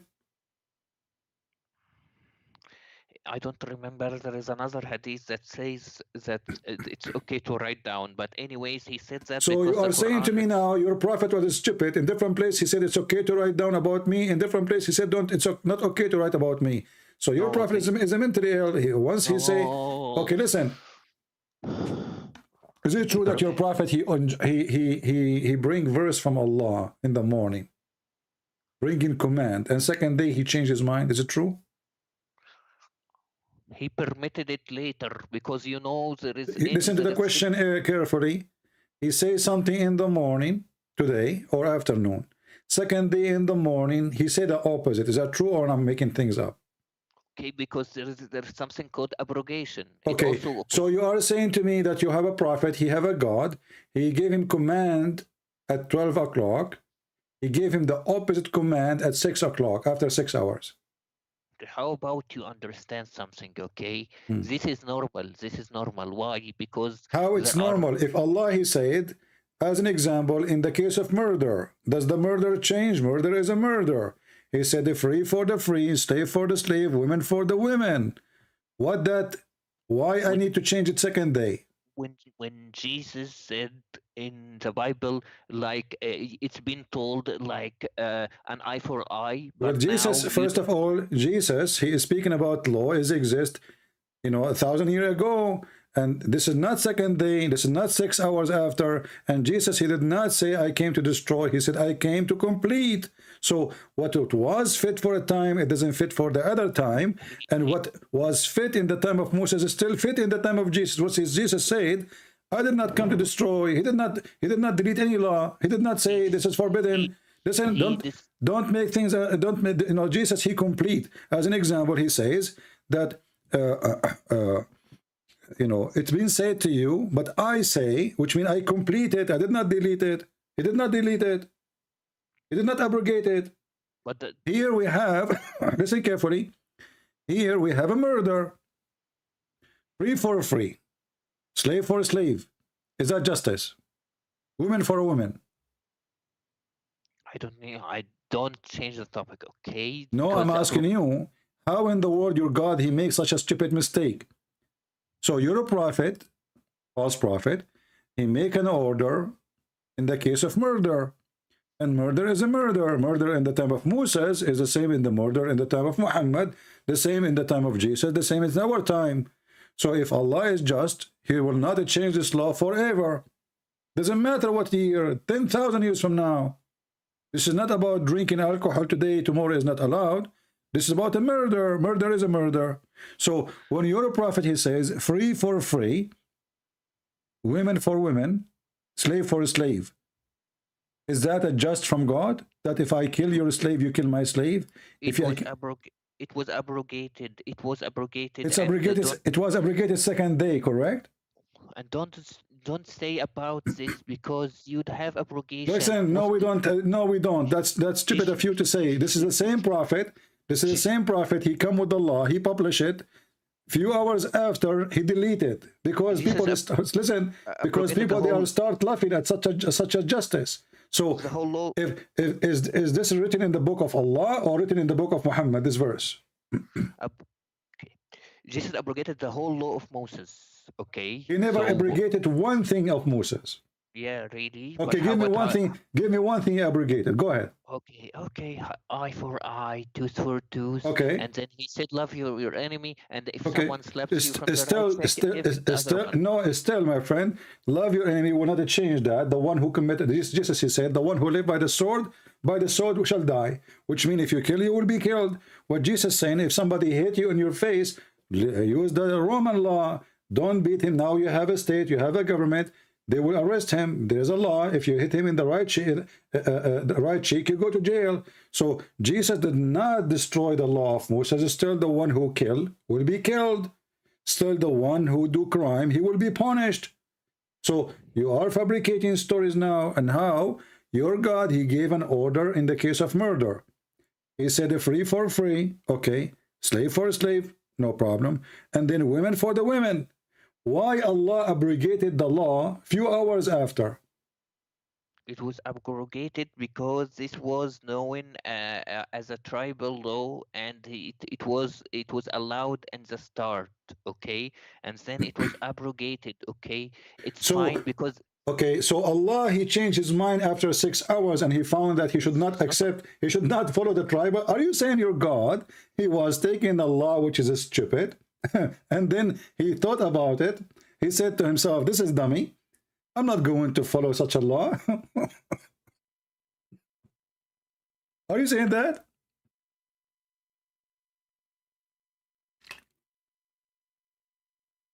you can I it's didn't hear you. abrogated, okay. You say it's not the Old Testament, the Old Testament. Abdul, don't change topic. So Allah now, he gave them an order.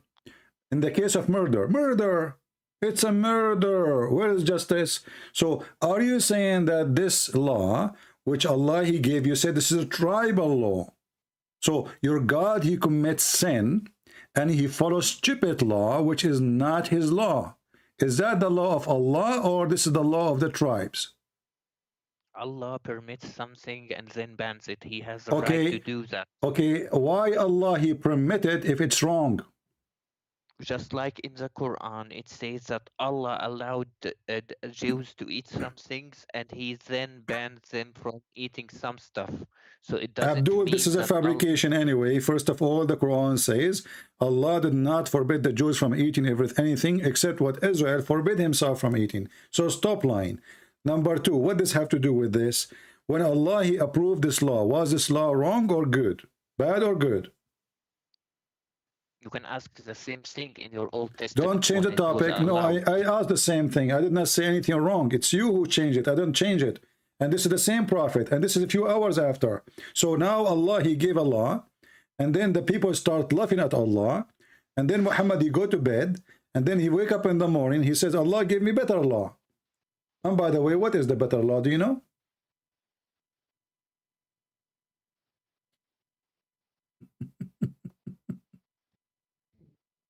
Are you there?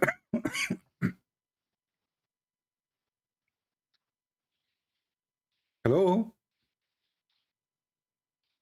Can you hear me? Hello. Okay. Hello. How many people die wrong by this law? In the case of murder, free for free. So if a white man kill a white man will be killed. If a white man kill a black man will be killed. What kind of God this God is?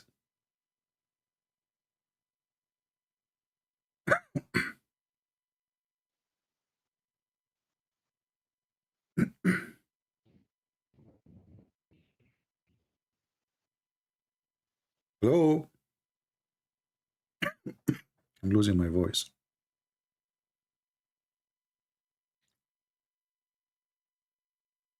Are you there?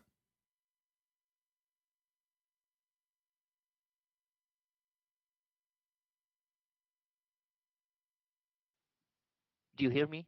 Now I hear you. So was this law bad or good? This law, this verse in front of us, is it bad or good? This is I'm losing your voice. Okay, let me repeat again. Was this verse bad or good?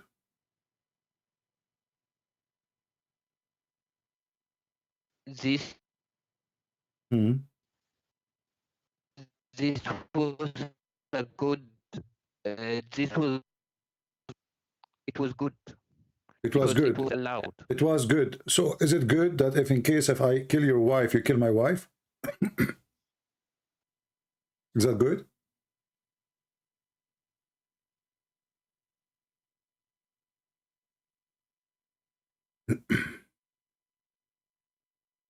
Hello?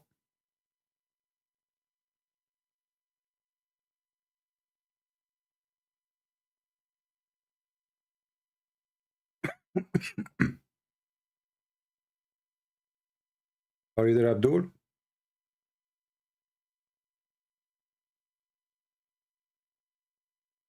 There. I didn't hear anything. So when if I kill your wife, is that okay? Is that good? Is it good if you kill my wife, I kill your wife? Is that good?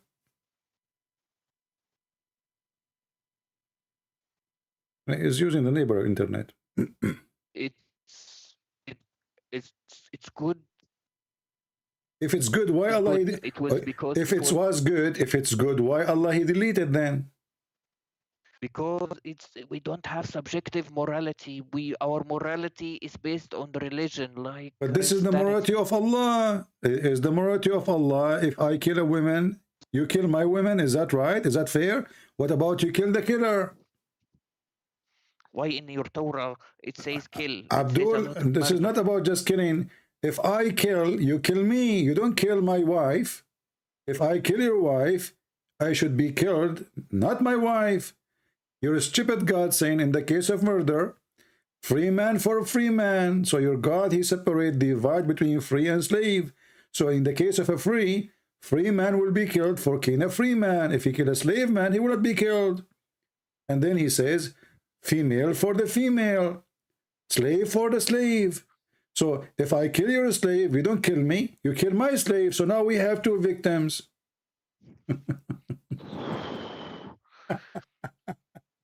What you don't get that this is also your Old Testament has many laws that are not Abdul, acceptable today. you keep running away to my law, but you cannot answer about your law. Listen carefully. So when your God did abrogation, did he abrogation because he want to make better Quran, or he is not making better? You can also say that about your book. Don't change the topic. We don't have such a thing. There's nothing changed.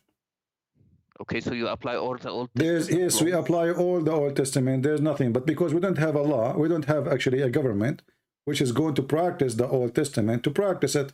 Moses was a king. He was a prophet. He was the ruler. We don't have that.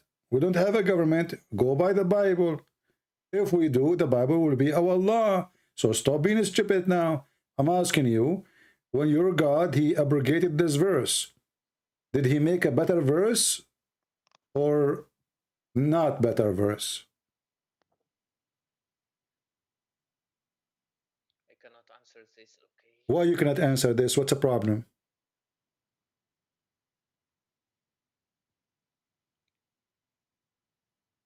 There is always a law for each time. This is not the question. When Allah he abrogate, because what each time? This is second day.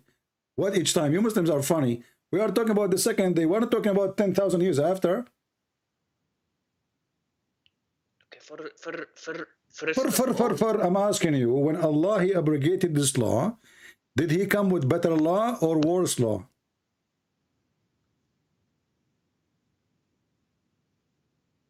it came with a better law better than the tribal law. Okay, so this was the tribal law, not the law of Allah then. Because Allah permitted it.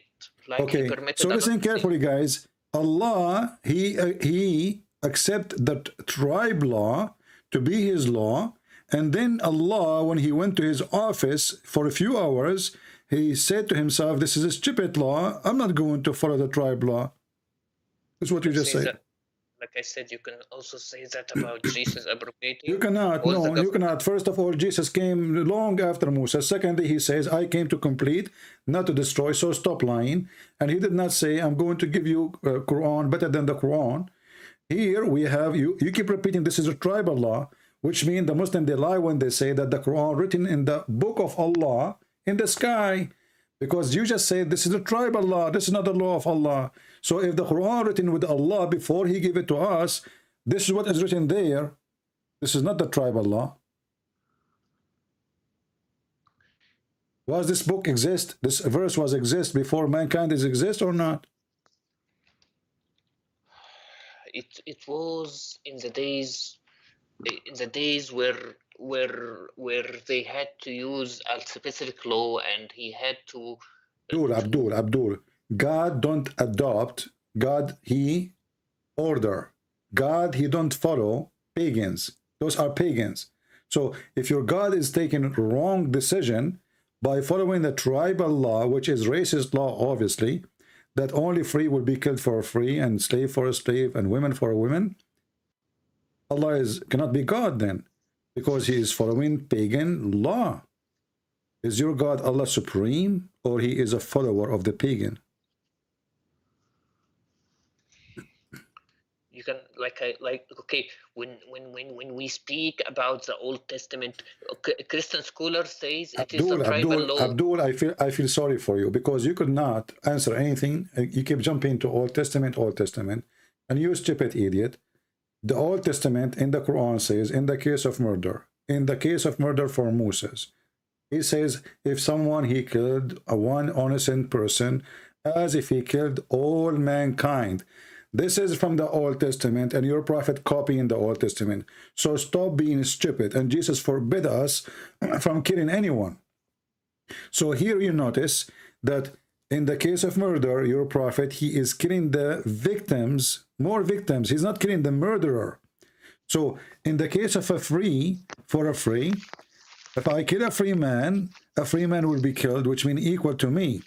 If I kill a slave man, I will not be killed. Another slave, my slave, will be killed as a penalty for me. So your prophet is not following the teaching of God. He is following tribal law, as you said. And this verse cannot be from the this verse cannot be from God then, because it is you who keep repeating this is the tribal law. That's not what I said. I meant was permitted, like Mut'a was permitted at first. And no, you see, here we go. Mut'a was permitted, and then your prophet forbid it, and then your prophet permitted, and then your prophet permitted, and then your prophet forbid it, and then your prophet permitted, because he's a joker. So, hold on. No, here we go. You want to show you a reference? I bust you, okay? I busted you. You bust me, absolutely. So listen carefully. When your prophet, he permitted the Mut'a, was he permitting adultery? It was forbidden. Did he permit? What do you mean forbidden? Did he permit it or he forbid it? He forbid it. He permitted it at first. I allowed it. Okay, hold on. Who is the one who gave a permission for the Mut'a first? The prophet didn't, like, he said it's okay. No, it's not. It's not the prophet. It's the Quran. Is that true? In Islam, perfectly what the prophet does is what Allah told him. Okay, because the prophet is Allah. So look, guys, listen carefully. Allah, he said in the Quran, chapter 4, verse 24, you do Mut'a. No, Muhammad, no. What? No, it's in the Quran. Read it. It doesn't say that, okay? Doesn't say that, okay? Okay, what do you want to challenge me? I want to show you donkey. You want to show me that your prophet is donkey? Okay, go ahead. You are a donkey. Okay, let's see who's the donkey. This is a chapter 4 in the front of everybody, and you will read for me, and everybody will laugh at you, at your prophet Muhammad. Here we go. the adultery, the fornication prophet. Here we go. The fornicator Muhammad is the one who is promoting fornication and making business of pimp. You know, you get paid for sex, and you are saying to me that this is not in the Quran? We'll read it. Read it. This is about the Mut'a? Which interpretation like me to show you? You want a Jalalain? You want Ibn Abbas? You want Ibn Kathir? What do you want? Right. Okay. Can I ask you something? Don't ask me something. Don't ask me something. Read it. If Mut'a was permitted, why is it banned? Read it. No, you see, it's never been bad. Never. I can show you a hadith that after Muhammad's death, Umar, he practiced Mut'a. Abu Bakr, he practiced Mut'a. All the Muslims practiced Mut'a, and Muhammad was dead. So how it is banned? We don't do it in our country. Listen, first of all, you don't do it in your country, you do it. You just change the name. You call it Zawaj Arfi, Zawaj Friend. You have tons of names now. You did lie. You say chapter 4:24 doesn't say anything about Mut'a. Read it. Why you lie?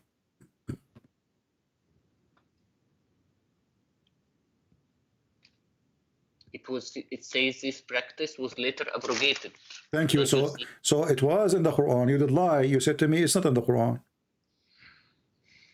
I said to you chapter 4:24. You said no, it's not. And you said I will make you. I will get you busted, and you call me donkey. So now you are the donkey.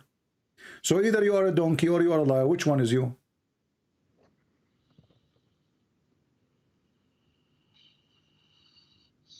So you have a God who order you to rent women for sex. Is that true? This is a tafsir, okay? But according to him, it was. But this is the Quran. This is the Quran. In Arabic, it says فَمَسْتَمْتَعْتُمْ بِهِنَّ مِنْهِنَّ. So It says here, this is where the muta coming from. The word muta coming from stamtatum. So who is the one who came with this? Allah. And why it's in the tafsir? Because they are explaining the verse. And who is explaining the verse? Your scholars. Did your prophet, if a woman and a man, he said, if a man and a woman, they agree to F each other for 3 days, they can F each other for 3 days?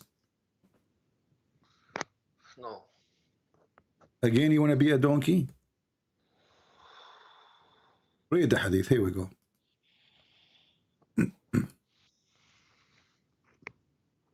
Three days.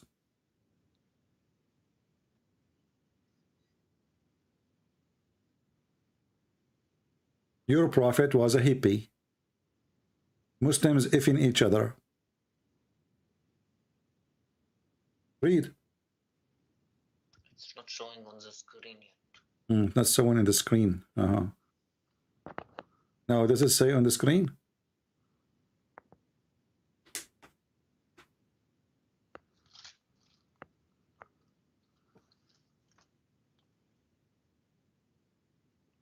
It says the muta marriage has been cancelled, made unlawful. Read. What are you reading, my friend? Guys, look at this stupid religion. So this is a God, he asked Muslims to go F each other. And then this God, he told the Muslims, stop F-ing each other. So if it was wrong, why he allow it anyway? I mean, this is the most stupid cult ever. Why Muhammad allow it? You see, when you say allow it, it's mean it's not was not allowed yet. So he allow it. So if it is wrong, why you allow it? Who is forcing you? You are a prophet of God. You have an army. You have men. You have swords.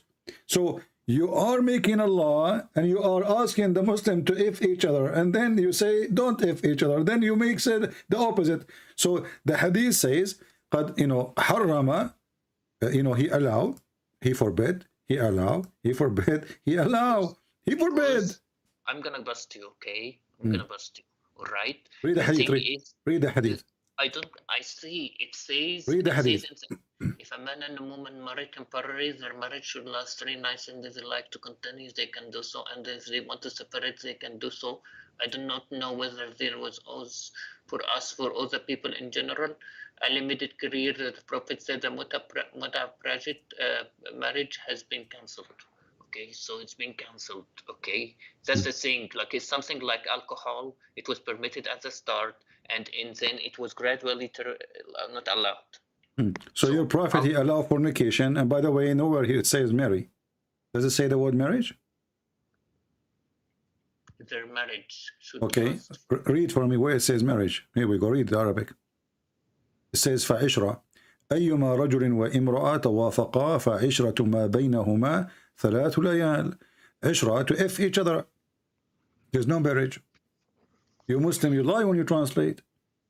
So any women, any man, they like each other, they like to F each other, they agree, they can sleep together for 3 days, 3 nights, and if they like to increase, they can increase. Does it say that, or I'm making things up? It does say that. Okay, so what kind of a prophet and why he would allow you to F a woman for 3 days, 3 nights, and you have to pay her? Because it was gradually not allowed. It had to be taken at a specific time. Why it's specific time? Was it allowed in the time of Jesus? Was it allowed in the time of Moses? Did Moses says you can go and do mut'ah 3 days, 3 nights? Don't you Muslim, you claim that you are, Moses is a Muslim and Isa is a Muslim, and then you do the opposite of what Moses taught and what Isa taught, supposedly?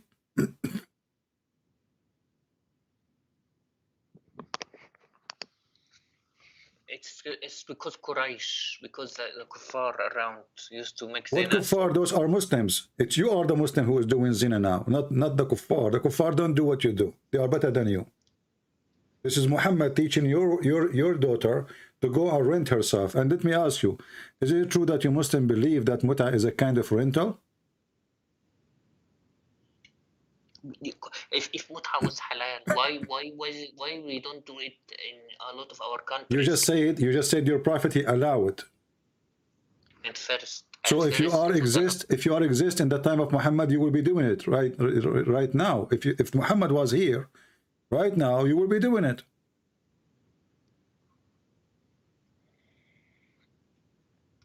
So does it matter really if it's allowed now or not? Okay, let me. I'm asking you, is it true that muta is a kind of renting, like you rent a car? Yes or no? Yes or no? Is it true? Is it true? Is it true? Okay, so what kind of a prophet he allow you to rent a woman? Yes, it was allowed at first because gradually, no, muta is agreement. It was an agreement between two people at first. So is it a rent? Is it a rental? So it was at first. Is it a rental? To stop fornication. Is it how you stop fornication? By fornication, you are fornicating. By starting by making it 3 days and then stopping it. Okay. So now you are allowed to fornicate for 3 days. It's better than fornicating for 5 minutes. A guy, he go to a prostitute, he pay her, he fornicate with her for half hour, she go home, he go home. Now you have a contract of fornication. Muhammad, he made the prostitution legal. Why does it matter? Because it's matter. I'm asking you, is it true that in Islam you rent the women? Yes or no? You rent her. No, we can't do that. Okay, read it then. This is your Muslim website. It says, muta. Here, read with me carefully if you know how to read. If you are not illiterate like your shut up. I'm losing my patience with you. It says here, in some work, special term is applied to women who practice muta, musta'ajara, or rented women. Muta is considered as a kind of rental because in general, man, basic aim is in this kind of marriage is sexual enjoyment of women. In return for his enjoyment, the women receive certain amount of money or property. Isn't it? This is exactly what prostitution is. Okay, this is a Shia website. Well, my friend, okay. Shia, they are following the Quran and they are following your prophet. Well, why we Sunnis don't do that? Hold on. The Quran says you do muta. Can you show me a verse in the Quran says don't do muta? Okay, the verse, some said it says that, some said no. You are a liar. You are a liar. Not a single scholar say it doesn't say that. Prove me wrong. Ibn Kathir, Al-Qurtubi, Al-Tabari, Al-Jalalain, everybody says that Al-Muta is there. Why you are lying? The 4 Imam of the Muslim Sunni, the 4 sect, they agree that chapter 4 verse 24 is about the Muta. Not only the Shia. So the Shia, they are more decent than you. They are following what the Quran is saying. And when you say it's abrogated, can you show me the verse abrogating the verse? Where is the verse says don't do muta no more? By hadith, there are many. Thank you very much. So you Muslim, you follow a hadith written 300 years after Muhammad. Okay. Shut up, hold on. And you say to us, how you follow a book written 60 years after Jesus? So you follow a book written 300 years after Muhammad. How about the Bible, Old Testament? Listen. So now you are saying you are fighting against the Quran because somebody exists 300 years after Muhammad said that Muhammad, he said this is forbidden. Do you have a proof that this guy, he is given? How many hadith I showed you? And you keep saying to me, this is not true, this is rejected, this is not accepted. So listen, this is just to show you the hypocrisy. When you're Muslim, you want something to be accepted, you accept. When it's embarrassment, you reject. So now, because there's a hadith says that the Prophet, he did forbid it. Oh, finally, we are clean from this garbage. So now we can say to the Christians, it's forbidden. In the front of everybody, what if I show you that the muta practiced by the caliphate after Muhammad's death? Okay, whoever did this, it's not allowed because I said the caliphate. I said the caliphate. Where there were many.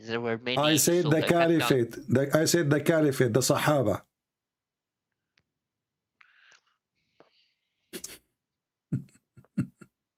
If they did, they didn't know it was become haram anyways. So hold on. So the Sahaba, they are practicing something haram after Muhammad's death?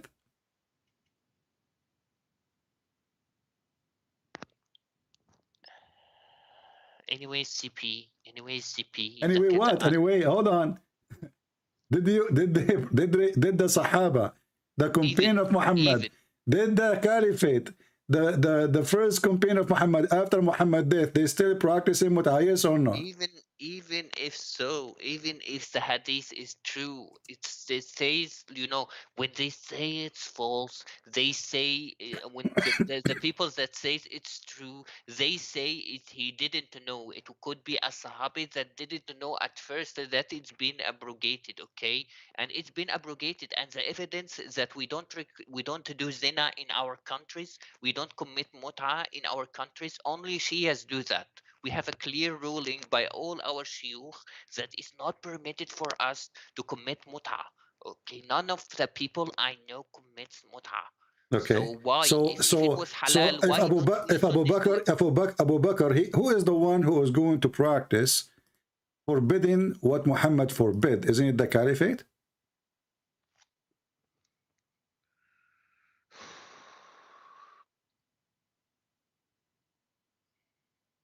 Is it the Caliphate? The one who forbid it is a prophet. Okay. Prophet, like, and then like we, as long it is the prophet, who is going to forbid it after the prophet?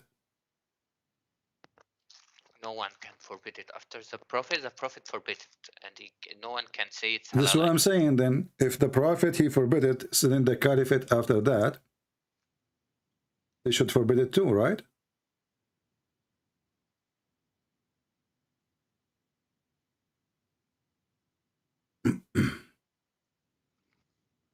Hello? Are you there? I'm there. Okay. So if Allah Prophet he forbid it, then the Caliphate should forbid it, correct? The prophet cannot forbid it, okay? But okay. let's see. So when the Caliphate, when Muhammad he died, and it's forbidden, I mean, those are the first one in the time of Muhammad, not like Al-Bukhari who came 300 years after. So if it's forbidden, then the Caliphate is the first one, should not practice it, correct?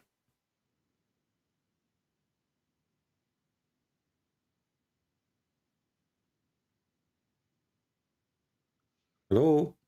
Okay, I'm here. Okay, so did the Caliphate practice the mut'ah after Muhammad's death? No one committed the mut'ah after his death unless they didn't hear about it's not being allowed.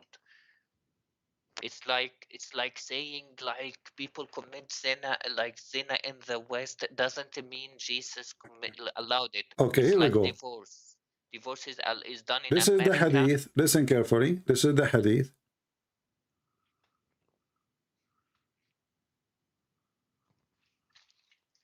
Okay, is it sahih? The mut'ah came in the book of Allah, and we did it with Rasulullah. Your prophet, he used to do mut'ah too. And no Quran came to forbid it until the prophet, he died. Do you see it?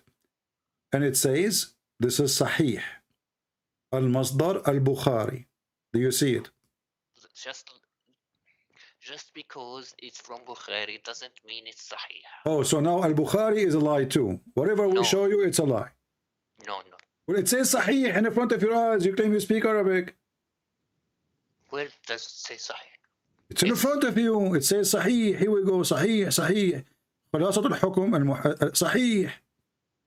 Page number 4518. Sahih. And this is the hadith in English. Al-Bukhari. Sahih. Can you zoom out? Can you show me the hadith again? Here we go.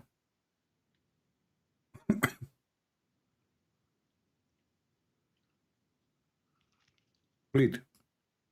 أنزلت آية المتعة في كتاب الله ففعلناها مع رسول الله صلى الله عليه وسلم. Okay, So Okay. there was mut'a and Hold on, but it says here, and nothing came to forbid it until the Prophet died. Nothing came to forbid it. because the Sahabi didn't know. No, no, listen, what do you mean did not know? وَلَمْ يُنْهَى عَنْهَا حَتَّى مَاتْ. And nobody, listen, and nobody forbid it until he died. This is according to him, but all the other scholar, all the Sahaba. What is scholar, my friend? This is Sahih. This is Al-Bukhari. And look what the Muslim, they lie. Here they add the word Hajj, the verse of Hajj. This doesn't say that here in Arabic. It says, أنزلت آية المتعة في كتاب الله ففعلناها مع رسول الله. Here they add the word Hajj, which is a lie.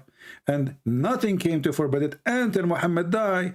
After Muhammad died, the caliphate, they are the one who forbid it.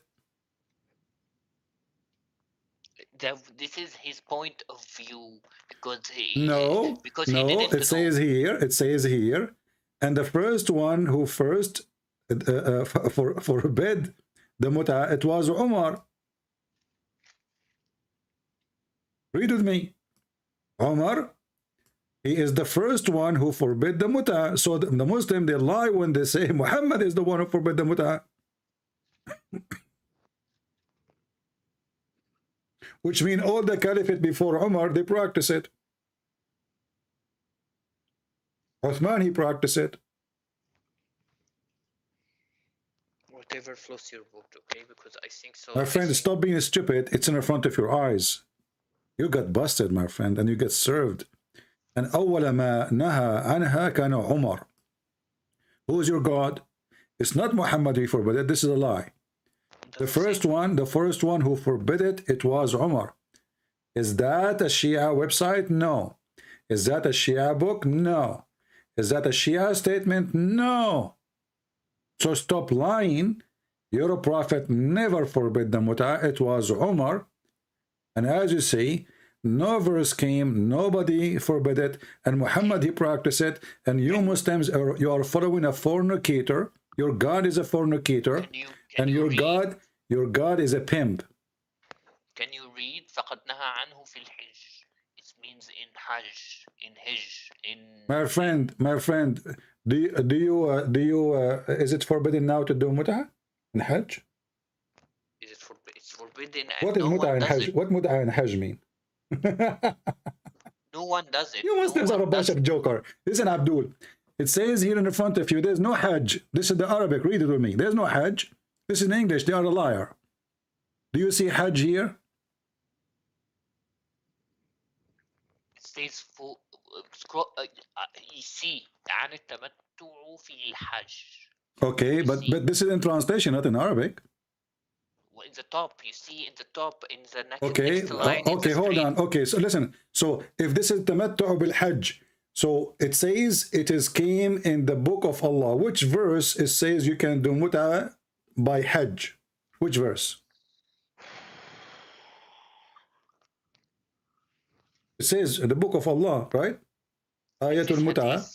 No, it says nazarat ayatul mut'ah fi kitab Allah. Ayatul mut'ah. You see, it says ayah.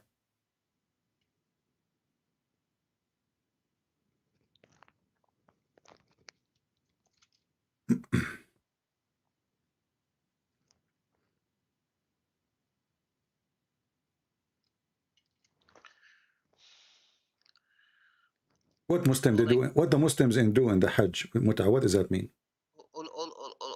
All I could say is that we don't do mut'ah in our country. Why you don't do mut'ah in your country? How come? You do zawaj friend. Zawaj is not mut'ah. The zawaj friend is mut'ah. You Muslims, it's a contract. It's a contract for sex. No, it's contract for everything, not just sex. No, it says temporarily.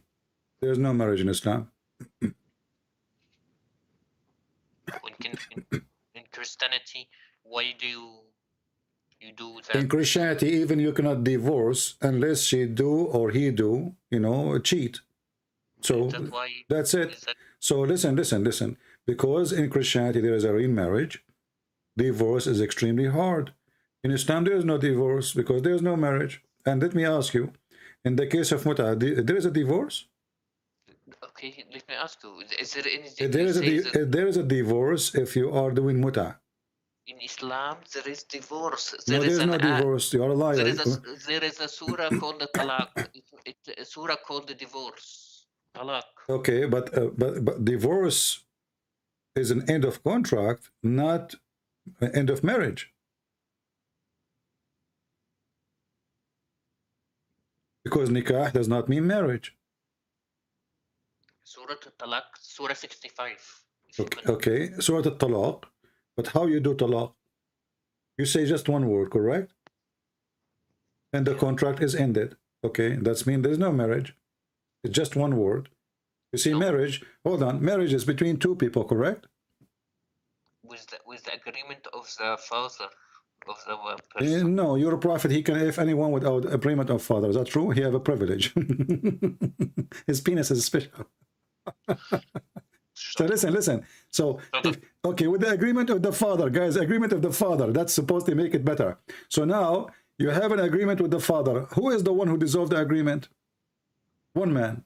The father and the person. That's a lie. You are a liar. You divorce without permission from the father. Stop lying. No, I'm not saying about divorce. I'm saying so the woman, she is not the one who chose the divorce. It is the man who divorced her, correct? How it's contract? How is it? It's a contract between two, but only one he make decision. Because simply this is not a contract between two. She is an employee and he is the employer. It's a contract of employment, not marriage. So he can fire her anytime he want, to the point that Muslim today, they can even divorce their wife by text message, correct? So you're saying divorce is bad? I'm saying there's no divorce in this now. It's a contract. Oh, yeah, that's why there is a surah called divorce in 65. You can call it a divorce, but it's not divorce. Okay, you're saying because Islam has divorce, it's like an employment, well, right? You know, okay, what is the reason for divorce in Islam? Anything? No, it's not. It can't be anything. It has to be a valid reason. You are a liar. You are a liar. Even a man, he can beat his wife, and nobody have the right to ask him why he did beat her. Beat her lightly. First of all, there's no lightly. And Omar, he said, no man shall ask a man why he did beat his wife, correct? The Prophet said, beat them like lightly, do not cause injury, do not beat the face. I laugh at this because he said, do you beat them lightly? I laugh at this because he just ordered you to beat them. Secondly, he said, don't break their bones. That is lightly. Secondly, read with me. It says that Umar reported that the Prophet of Allah saying, a man will not be asked about why he beat his wife. Same about his marriage, divorce. So she is his wife. She became his, his dog. Why a man cannot ask? Why even the father cannot ask why you are beating my daughter? Why? I'm not sure about this hadith. Is it true? Like I said, everything has to be corrected. Sahih or not. You see, what we learn from you, that you Muslims are a bunch of liars, and your books are not trustworthy. The Prophet said, just shut up, because everything I show you, either you say it's a lie, either you say it is, I cannot answer it, or you say, who said that hadith, how we can confirm it, can you prove it to me? So you yourself, you have the book, you publish the book, you translate the book, you preserve the book century after century, and then when you read your book for you wash your hands from the book, because all of you are a bunch of liars. You play games. There's no honesty. If I ask you right now, if I want to learn about Muhammad, to which book I should go?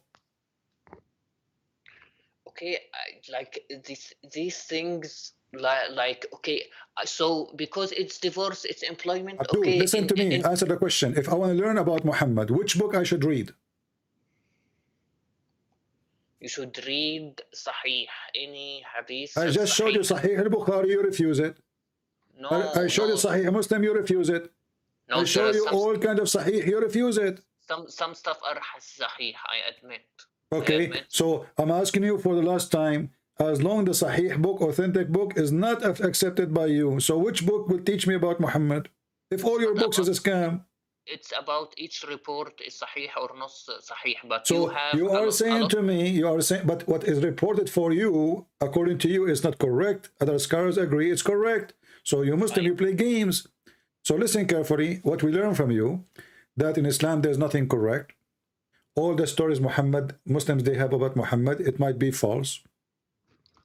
I admit that a lot of what you said is sahih, but there are several parts that are not sahih, and those are sahih, they are wrongly interpreted by you, like mut'a. Mut'a is abrogated, that's why we don't comment it in our countries. When you say to me it's abrogated, show me where the abrogation. Secondly, like if you abrogate it or not, that will not change anything. Your prophet, he is promoting fornication and promoting prostitution. And by the way, there's a verse in the Quran giving license for prostitution. Like in the Bible is Old Testament. It was allowed. Many things were allowed. No, that's a lie. That's a lie. That's a lie. That is a lie. That's a lie. When a woman she was doing prostitution or fornication, the Jews they were chasing her to stone her, right? Jesus, he did not say don't stone her. Did not say don't practice the law of Moses, but he showed them that they are a bunch of hypocrites because they are chasing the women. Where is the man? And all of them, they are sinners, and he knew their sin, so they are not qualified to judge the women. I'm asking you now, when your prophet, he promote prostitution, what was the purpose? Because muta is prostitution. What was the reason for that? It's gradually banning zina.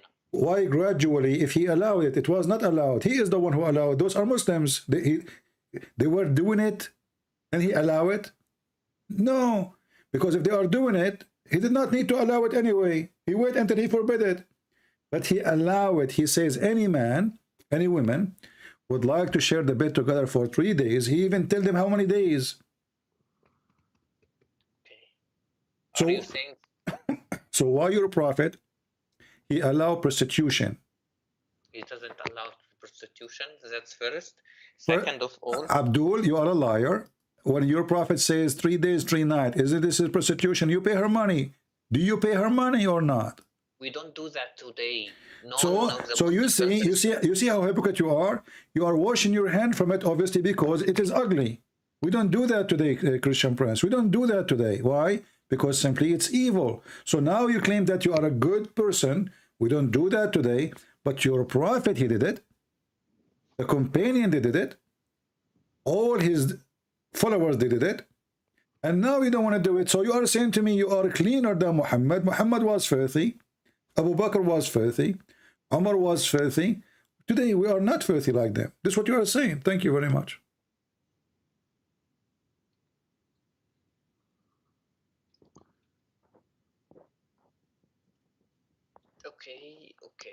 Okay. So did you decide to leave Islam or not yet?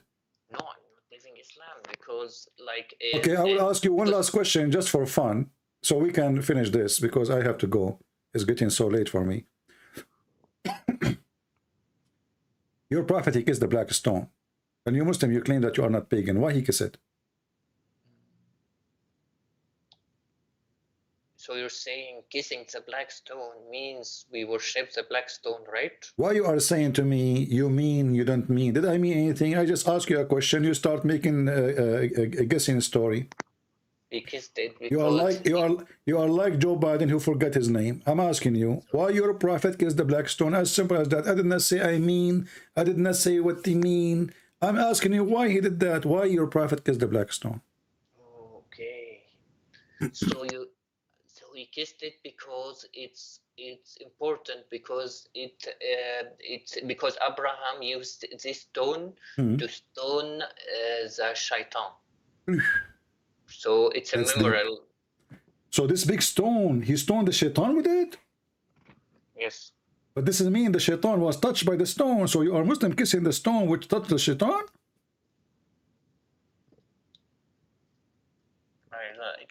I don't see your point. Why is this bad? So, okay, Abraham, he hit the shaitan with the stone, and the stone hit the ass of shaitan.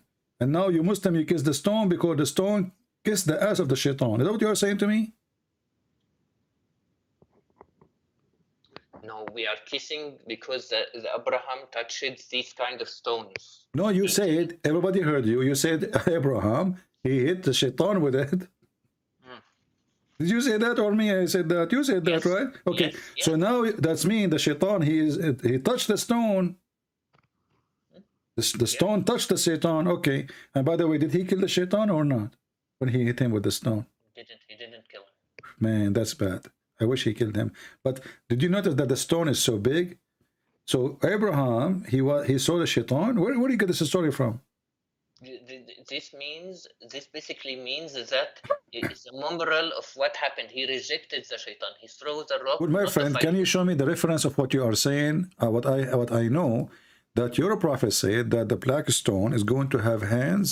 Sorry, it is going to have tongues and eyes, and is going to witness for people in the judgment day. And he did not mention that Abraham, he hit the stone, his shaitan with it. Okay, you're saying that we basically worship the black stone. I'm not saying anything. You see, you keep playing the same stupid thing. I'm saying, is it your prophet who said, if you touch the black stone and the Yemeni corner, it erases your sin? Yeah, it will erase the sin, not the stone itself. We will erase it. Allah will erase the sin. No, it says whoever touched them, it erased his sin. It doesn't say Allah will erase his sin. Why you are adding words? It's not there. Well, I suggest you reread the hadith. Here we go, the hadith in front of you. So you Muslims are a pagan people who believe stones erase your sin. Read it.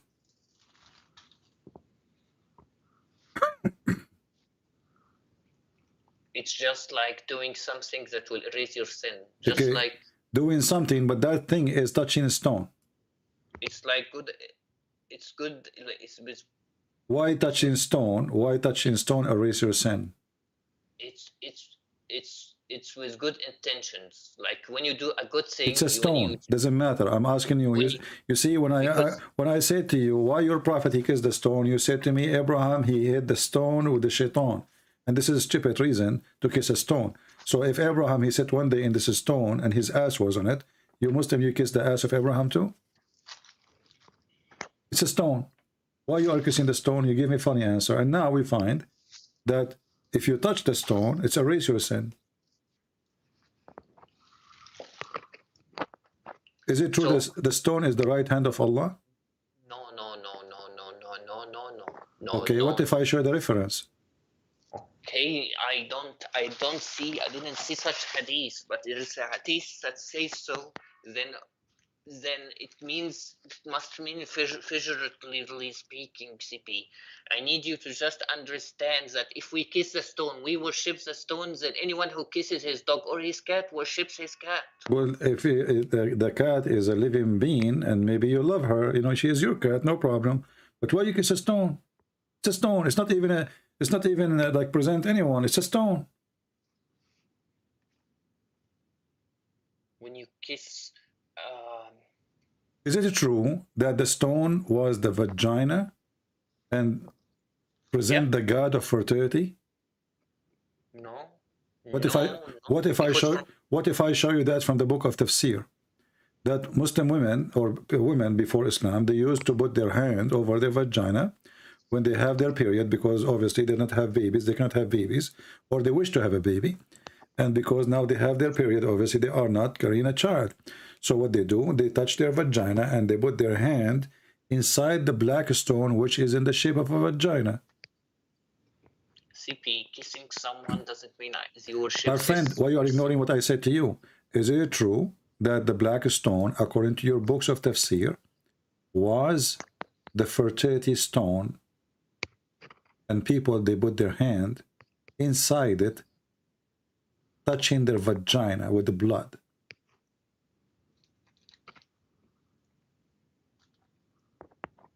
If there is no Sahih Hadith, I don't consider it true.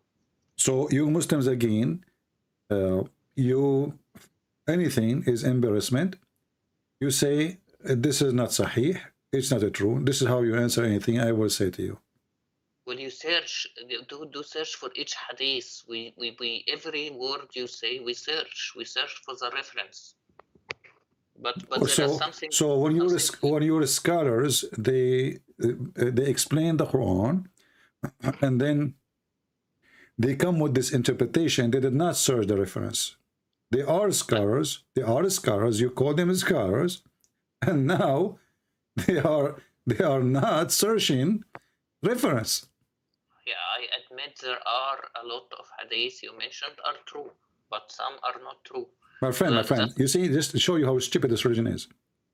If the scholars are scholars, called scholars, why they aren't the scholars if you don't agree with them? Are they scholars or not? So if the scholars are the scholars, then they should not explain something without being sure from that thing. This is Tafsir Abi Saud, volume number 1, page number 160. It says that Gabriel, he came with the black stone from heaven. And this stone was hidden in the mount of Abu Qubais, which is where Allah he hid the stone during the flood of Noah, which is funny. And then this stone was white like pearl.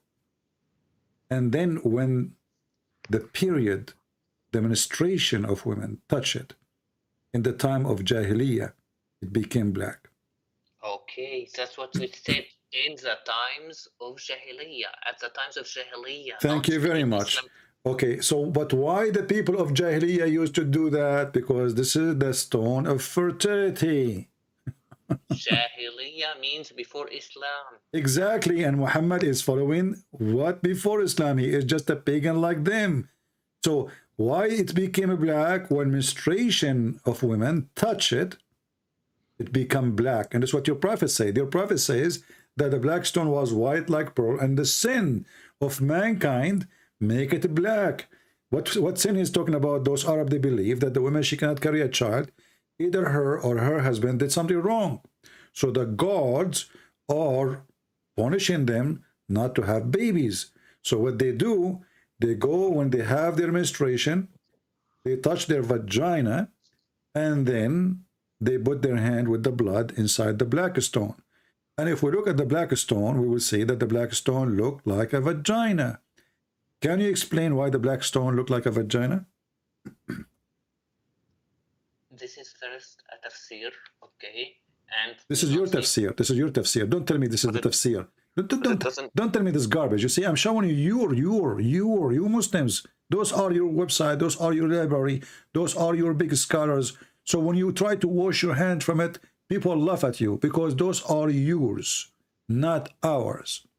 So why you Muslims say something is not true about your religion? Why you say it's a vagina if it's not a vagina? You see, I can blame the Christians. No, I cannot, because Christians supposedly are fighting Islam, or Jews, or Hindus. But this is you Muslims. You Muslims are worshipping a vagina. And the black stone is made in the shape of a vagina. And the black stone become a black.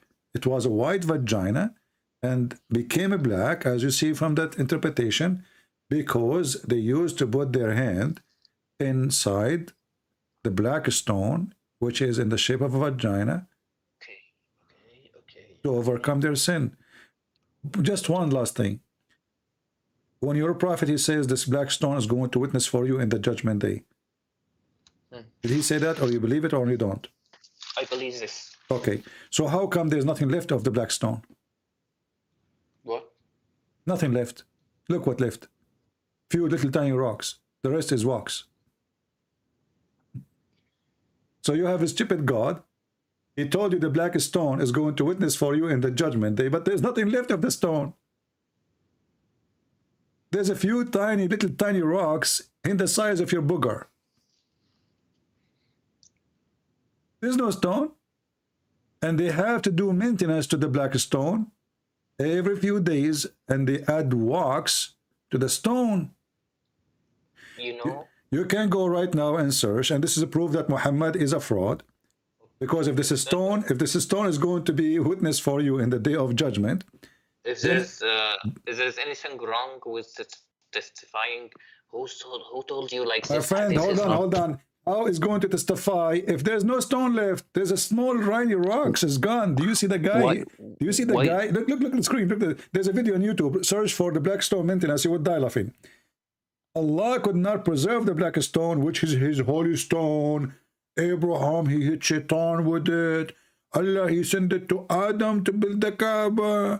The black stone is the right hand of Allah. The black stone is going to witness for us in the day of judgment. It's going to have eyes and tongue. CP, And then we find that there's no stone left. CP, what are you talking about? We are throwing the stone every day, and it will testify. Okay. What stone you are throwing? We are talking about black stone, you idiot. You don't throw the black stone. You throw rocks. Those, they get them to you from the dump. Here we are talking about the black stone of Allah. There's no stone left. There's a small, tiny rocks. They embedded inside the rocks. So when Allah, he promised you that this stone is going to witness for you, and then we find that the stone is gone, that is laughable. Don't you agree? Be honest. You need to do maintenance for Allah, promise. Allah could not preserve. Allah could not preserve his stone. There is no evidence that it's not there, and I need to tell Abdul, it's in front of you. What's wrong? What do you mean it's not there? Do you see? Go watch YouTube. They are doing the waxing every few days. This is wax. There's no stone left. There's nothing left. There's a small, tiny rocks, in not even the size of a little nail. And they put wax around them, and they claim that those little tiny rocks is from the black stone. But even that, there's no proof of that. Where is the proof that those are even from the black stone? Okay, I need to explain to you. When it said this stone will be a witness against us, it has heard all the words from your Lord has said to that. It says there in Joshua 24:27. It says stones will testify. So it's not a problem that stones testify. Abdul, and I can show you that even Jesus, he quoted that, and you are stupid. The stone will testify. That means you cannot lie about what you did, what you done. Everything is witnessing for what you did. But this is not real stone is going to go and talk and walk. You're a prophet, he claimed here that the stone is going to have a real tongue, real eyes. And now we have a problem because the stone is gone. There's no stone. And this is a special stone, not any stone, the black stone. And it's a holy stone for you. And you kiss it. And as you see, when you touch it, it erases your sin. And it's going to witness for you.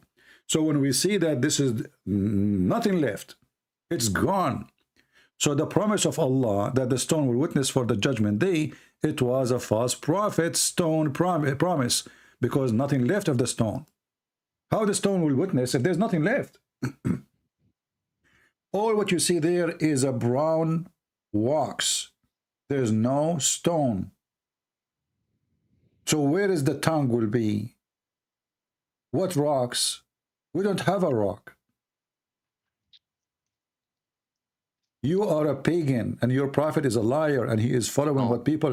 Okay, let me ask you, is it true that before Islam, people, they look for a stone? If they find a better stone than the stone they have, they throw the previous one? You don't tell me about what before Islam is. Talk to me about But it's the same before Islam is the same as after Islam. As you see, this is what the Muslims they have. It's the same what the pagan they have. The black stone is the same stone. Well, Christianity took the places of worship. They made it the same. They used it as a place of worship for churches. For example, the Roman locations. So it doesn't what does mean have to that do with this? But we don't kiss a stone the Roman they used to worship. But you kiss the Arab. Hold on, the Arab they worship stones. And if they could not find the stone, they milk a camel milk, and they mix it with dirt, and they make it look like a stone, and they worship it with it. And just to show you that this is a very pagan practice religion. We don't worship the stone. Is it true that people in the time of Muhammad, they used to walk around the Kaaba naked? If the pagans did it, we don't do it. basically. And I need to tell you The something. pagan did it and the Muslim did it, because this is not forbidden by Muhammad until the last year. So Muhammad, listen, Muhammad, he took the Kaaba, he's in control. Why he did not forbid this right away? Why he was watching who? So it was gradual, like I said, everything is gradual. Hold on, okay. So your God Allah, he have time to talk about not to eat pork, but he don't have time to say something ugly the people do, walk around the Kaaba naked. Huh? Like I said, everything in Islam has been No problem, but you are a prophet of God now. Listen, okay, now Muhammad, he cannot change that. He is not in control. He cannot give command. But shouldn't Muhammad scream, says, shame on you to walk naked around the Kaaba, the house of Allah. He is not in charge now, but he can to change society. You need to change it gradually. You can't do everything. So look at the hypocrite. Which one is more important? People drinking wine or people going around in the Kaaba, in the house of Allah, totally naked? Which one is more important? Eating pork? Listen, which one is more important for Allah?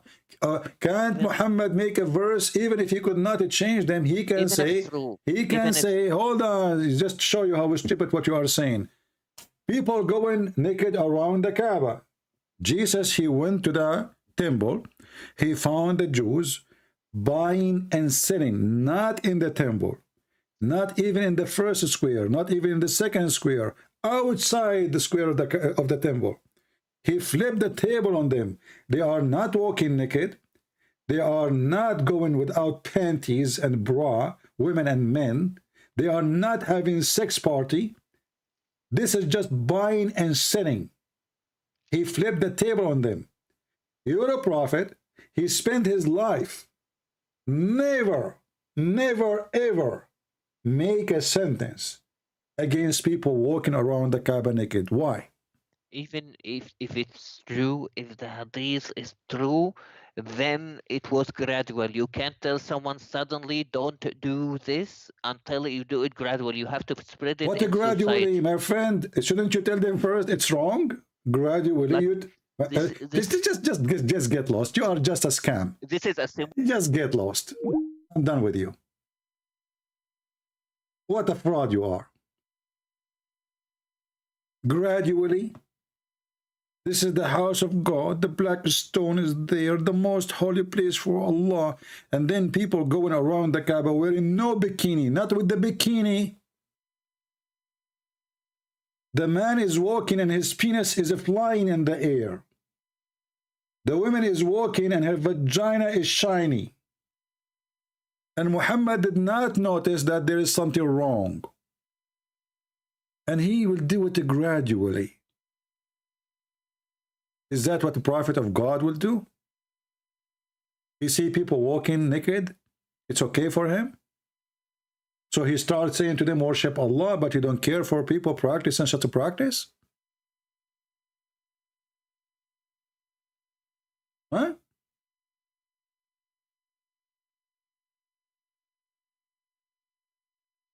This is telling us, and not only that, if you read my book, Sex and Allah, you will find that Muhammad, when he saw a woman, he liked her, he wanted to sleep with her. She was singing, this is what we show, and it's not available. Obviously, she is saying that to Muhammad, because he was staring at her ass and her vagina.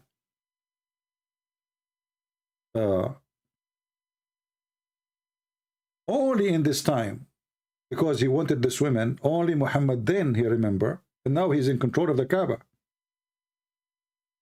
Only then, according to Muslims, they don't allow it to do no more. So all those years Muhammad was watching, enjoying women going totally naked around the Kaaba. And then we need to ask ourselves, what was the religion which they used to practice? Islam is nothing but a pagan sexual cult. And Muhammad, he continue the same sexual cult. And until now, the Muslims are naked. In case you do not know, Muslims now, all what they do, they just put a sheet and they are totally naked. Go check them. If I type right now the word Hajj, what you will see? You will see naked men. They don't let the women do that, but women are not wearing panties too.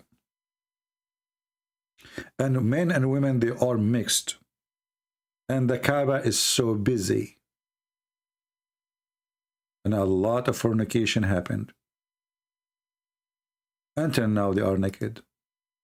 Nothing changed.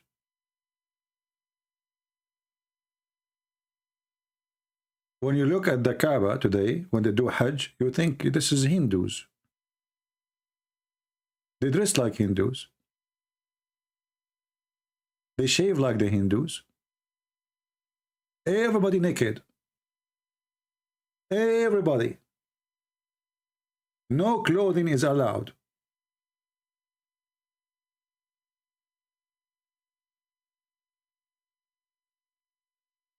This is the truth.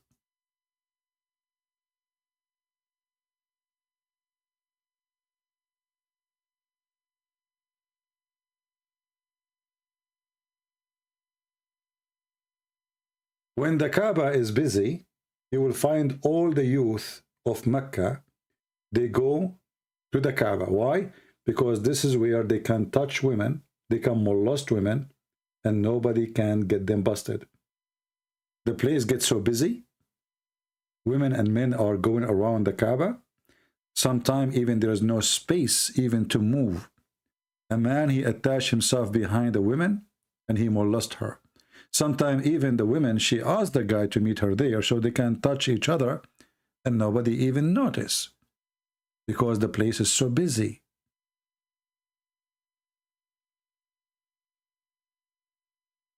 It's a place of fornication, molestation,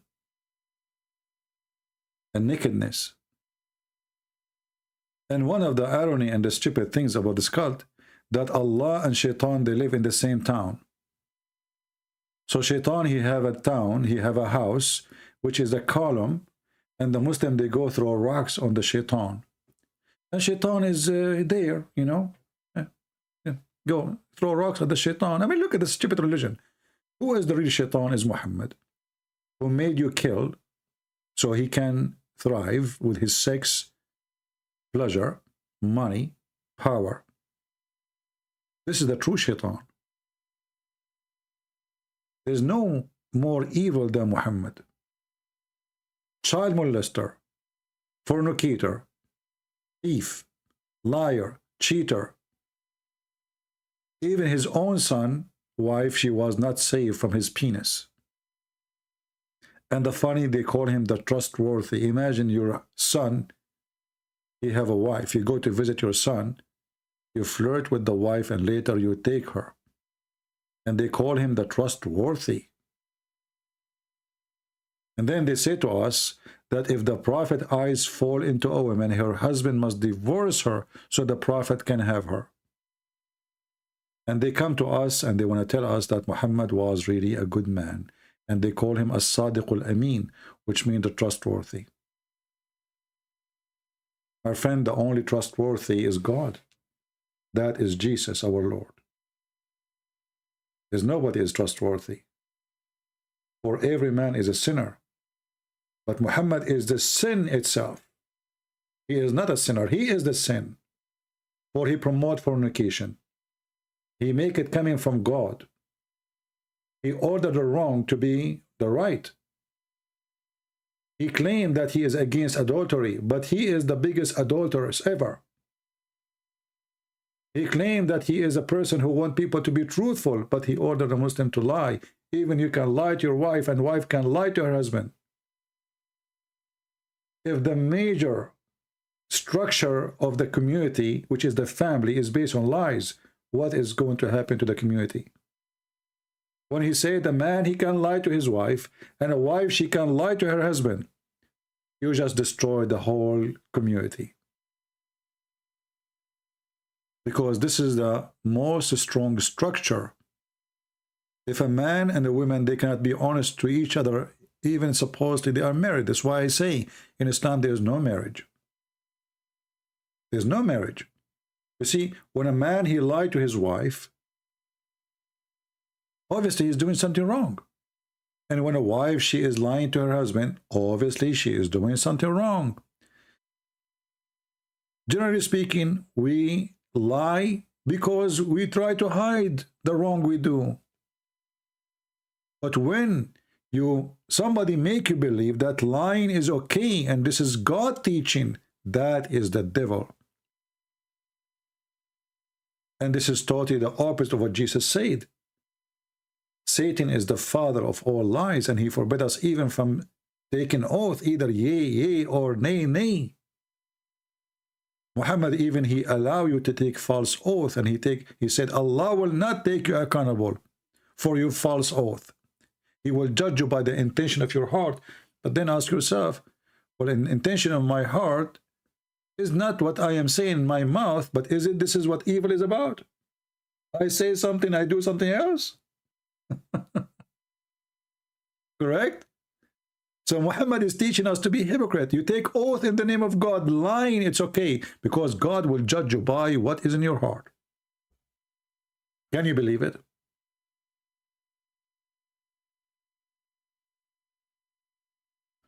Anyway, my friends, it's almost it is 2:18 a.m. in the morning, and my back hurt from sitting for long hours. I had a long day actually today, so I really apologize, and I lost my voice speaking to this Dajjal. He's trying to lie to us. I don't mean to insult him, by the way. I feel sorry for him. He was so angry, so upset, but he tried to escape by duct tape in a shameful way. Why you want to do that? Why you cannot be a man, honest with yourself? Your prophet obviously is a fraud. Why we need to lie to each other? You think if you keep lying, people are not, we are laughing. A prophet, he a command of a murder. Second day in the morning, he changed it. And they excuse this was the law for the tribal. Well, why you do it? Why you follow the wrong one?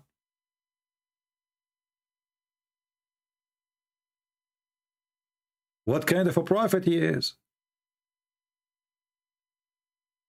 Why you allow prostitution? Did Moses allow prostitution? Did Jesus allow prostitution? Jesus did not have an army, and he is not the governor, and he is not in the charge of the police. And he did not need to approve something wrong, so later he will say, don't do it. That is a hypocrisy. That is a lie. Wrong is wrong. Right is right. So when they say to you gradually, well, this is a fraud. Because prostitution do not need a gradually disapproval. He approved it. And he practiced it with them. Not only he approved it. So I want to say to my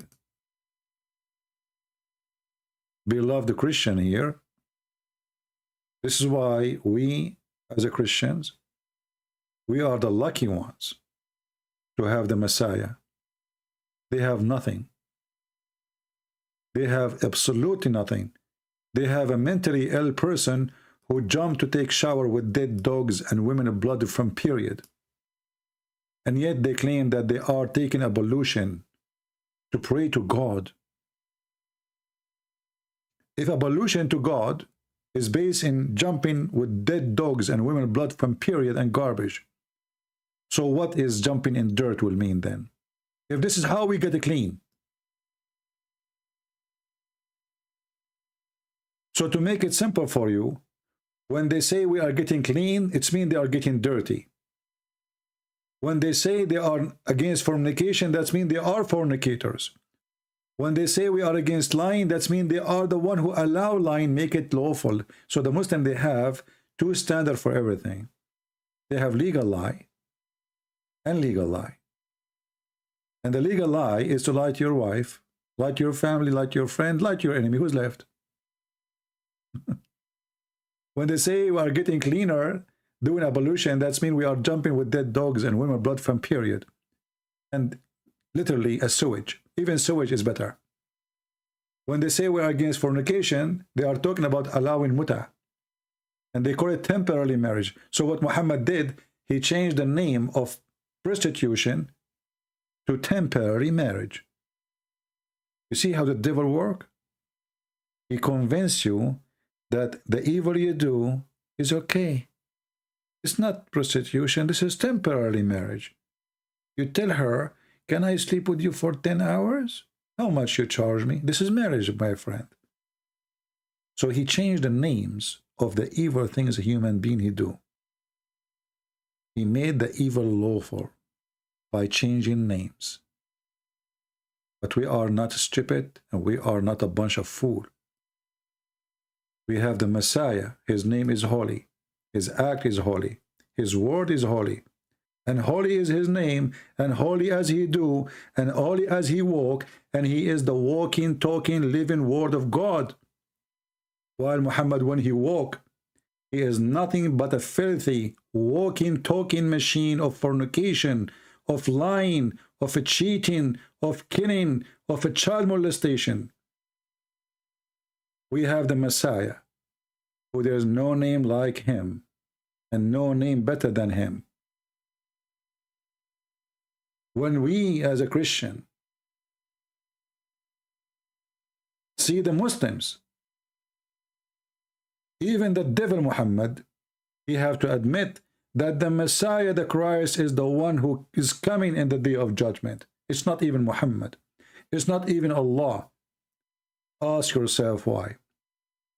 When the Muslim, they agree that the shaitan is the antichrist, that is telling you that Christ is God, for Satan is anti-God. He's not anti a man. Satan, he want to be the king of kings against the king of kings. Satan, he challenged God, not a man. The antichrist is telling us who is God. Shaitan is not anti-Muhammad. Actually, Muhammad, he said Shaitan, he commanded him to do good. So we have the Messiah, who Satan dreamed to defeat, but he cannot. And Satan will come to you from every window he can. He could not come to you from atheism, he come to you from Islam.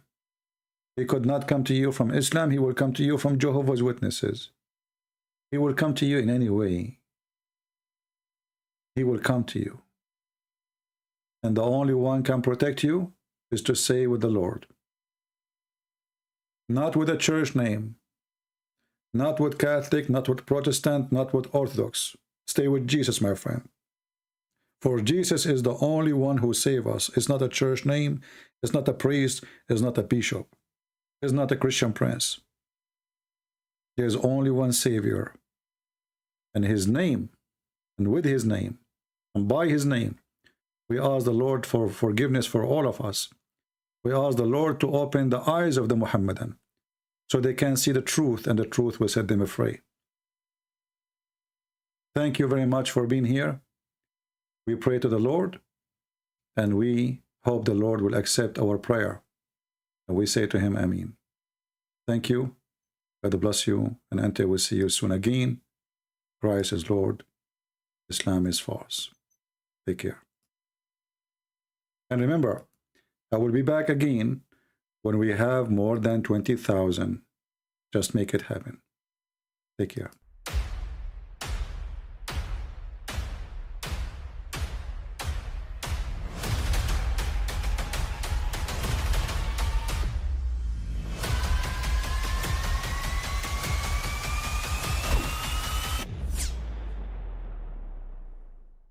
But I mean, again, he doesn't know who Gabriel is, right? Because he didn't come from an Abrahamic faith. The people of Mecca were pagan. The Quran is mentioned, if this book was from other than God, they would have found in it many contradictions. If a book is without contradictions that has no bearing on whether it comes from God or not. I've had phone books that are inerrant, but I certainly don't think God gave them. That we believe without understanding.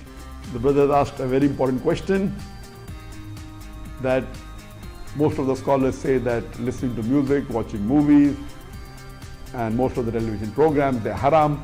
So how can we have fun? Let me tell you, brother, at the outset that having fun is permitted in Islam as long as the fun is halal fun.